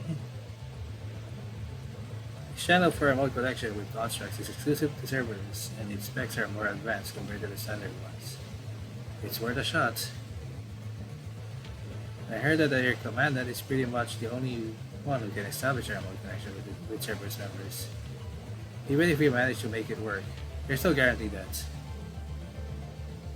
It's fine. The construct mumbles something like, the Grey Ribbon Commandant is surely a legend. His face contorts with frustration if he is depicting the pain of building a mind connection with some made crazy constructs, all based on the groundless rumors he has heard. And the imaginary pain apparently has little effect on his work efficiency. He quickly finished setting up the device. He lets out a quiet sigh. I'll call Lil over to get me some emergency medical supplies just in case. As far as I know, no one has ever built a remote connection with that new frame. You're sure about this? There will soon be one. What I mean is that the new frame has not been fully calibrated for remote connections. It may take you a few attempts before you reach it. And trust me, the process won't be a walk in the park. You gotta be prepared. The moment of strangest to sudden startles, and even at times when she is seemingly lost in her own thoughts. You have experienced the full spectrum of her emotions. It's just a change of her frame. Number 21 is number of it. The most pressing matter at hand is to help them overcome the current adversity. Let's do it. Close your eyes. And then you... Nah, just kidding. Alright. So I'm gonna stop the recording here and see you in the other part, I guess. So I'll be right back again.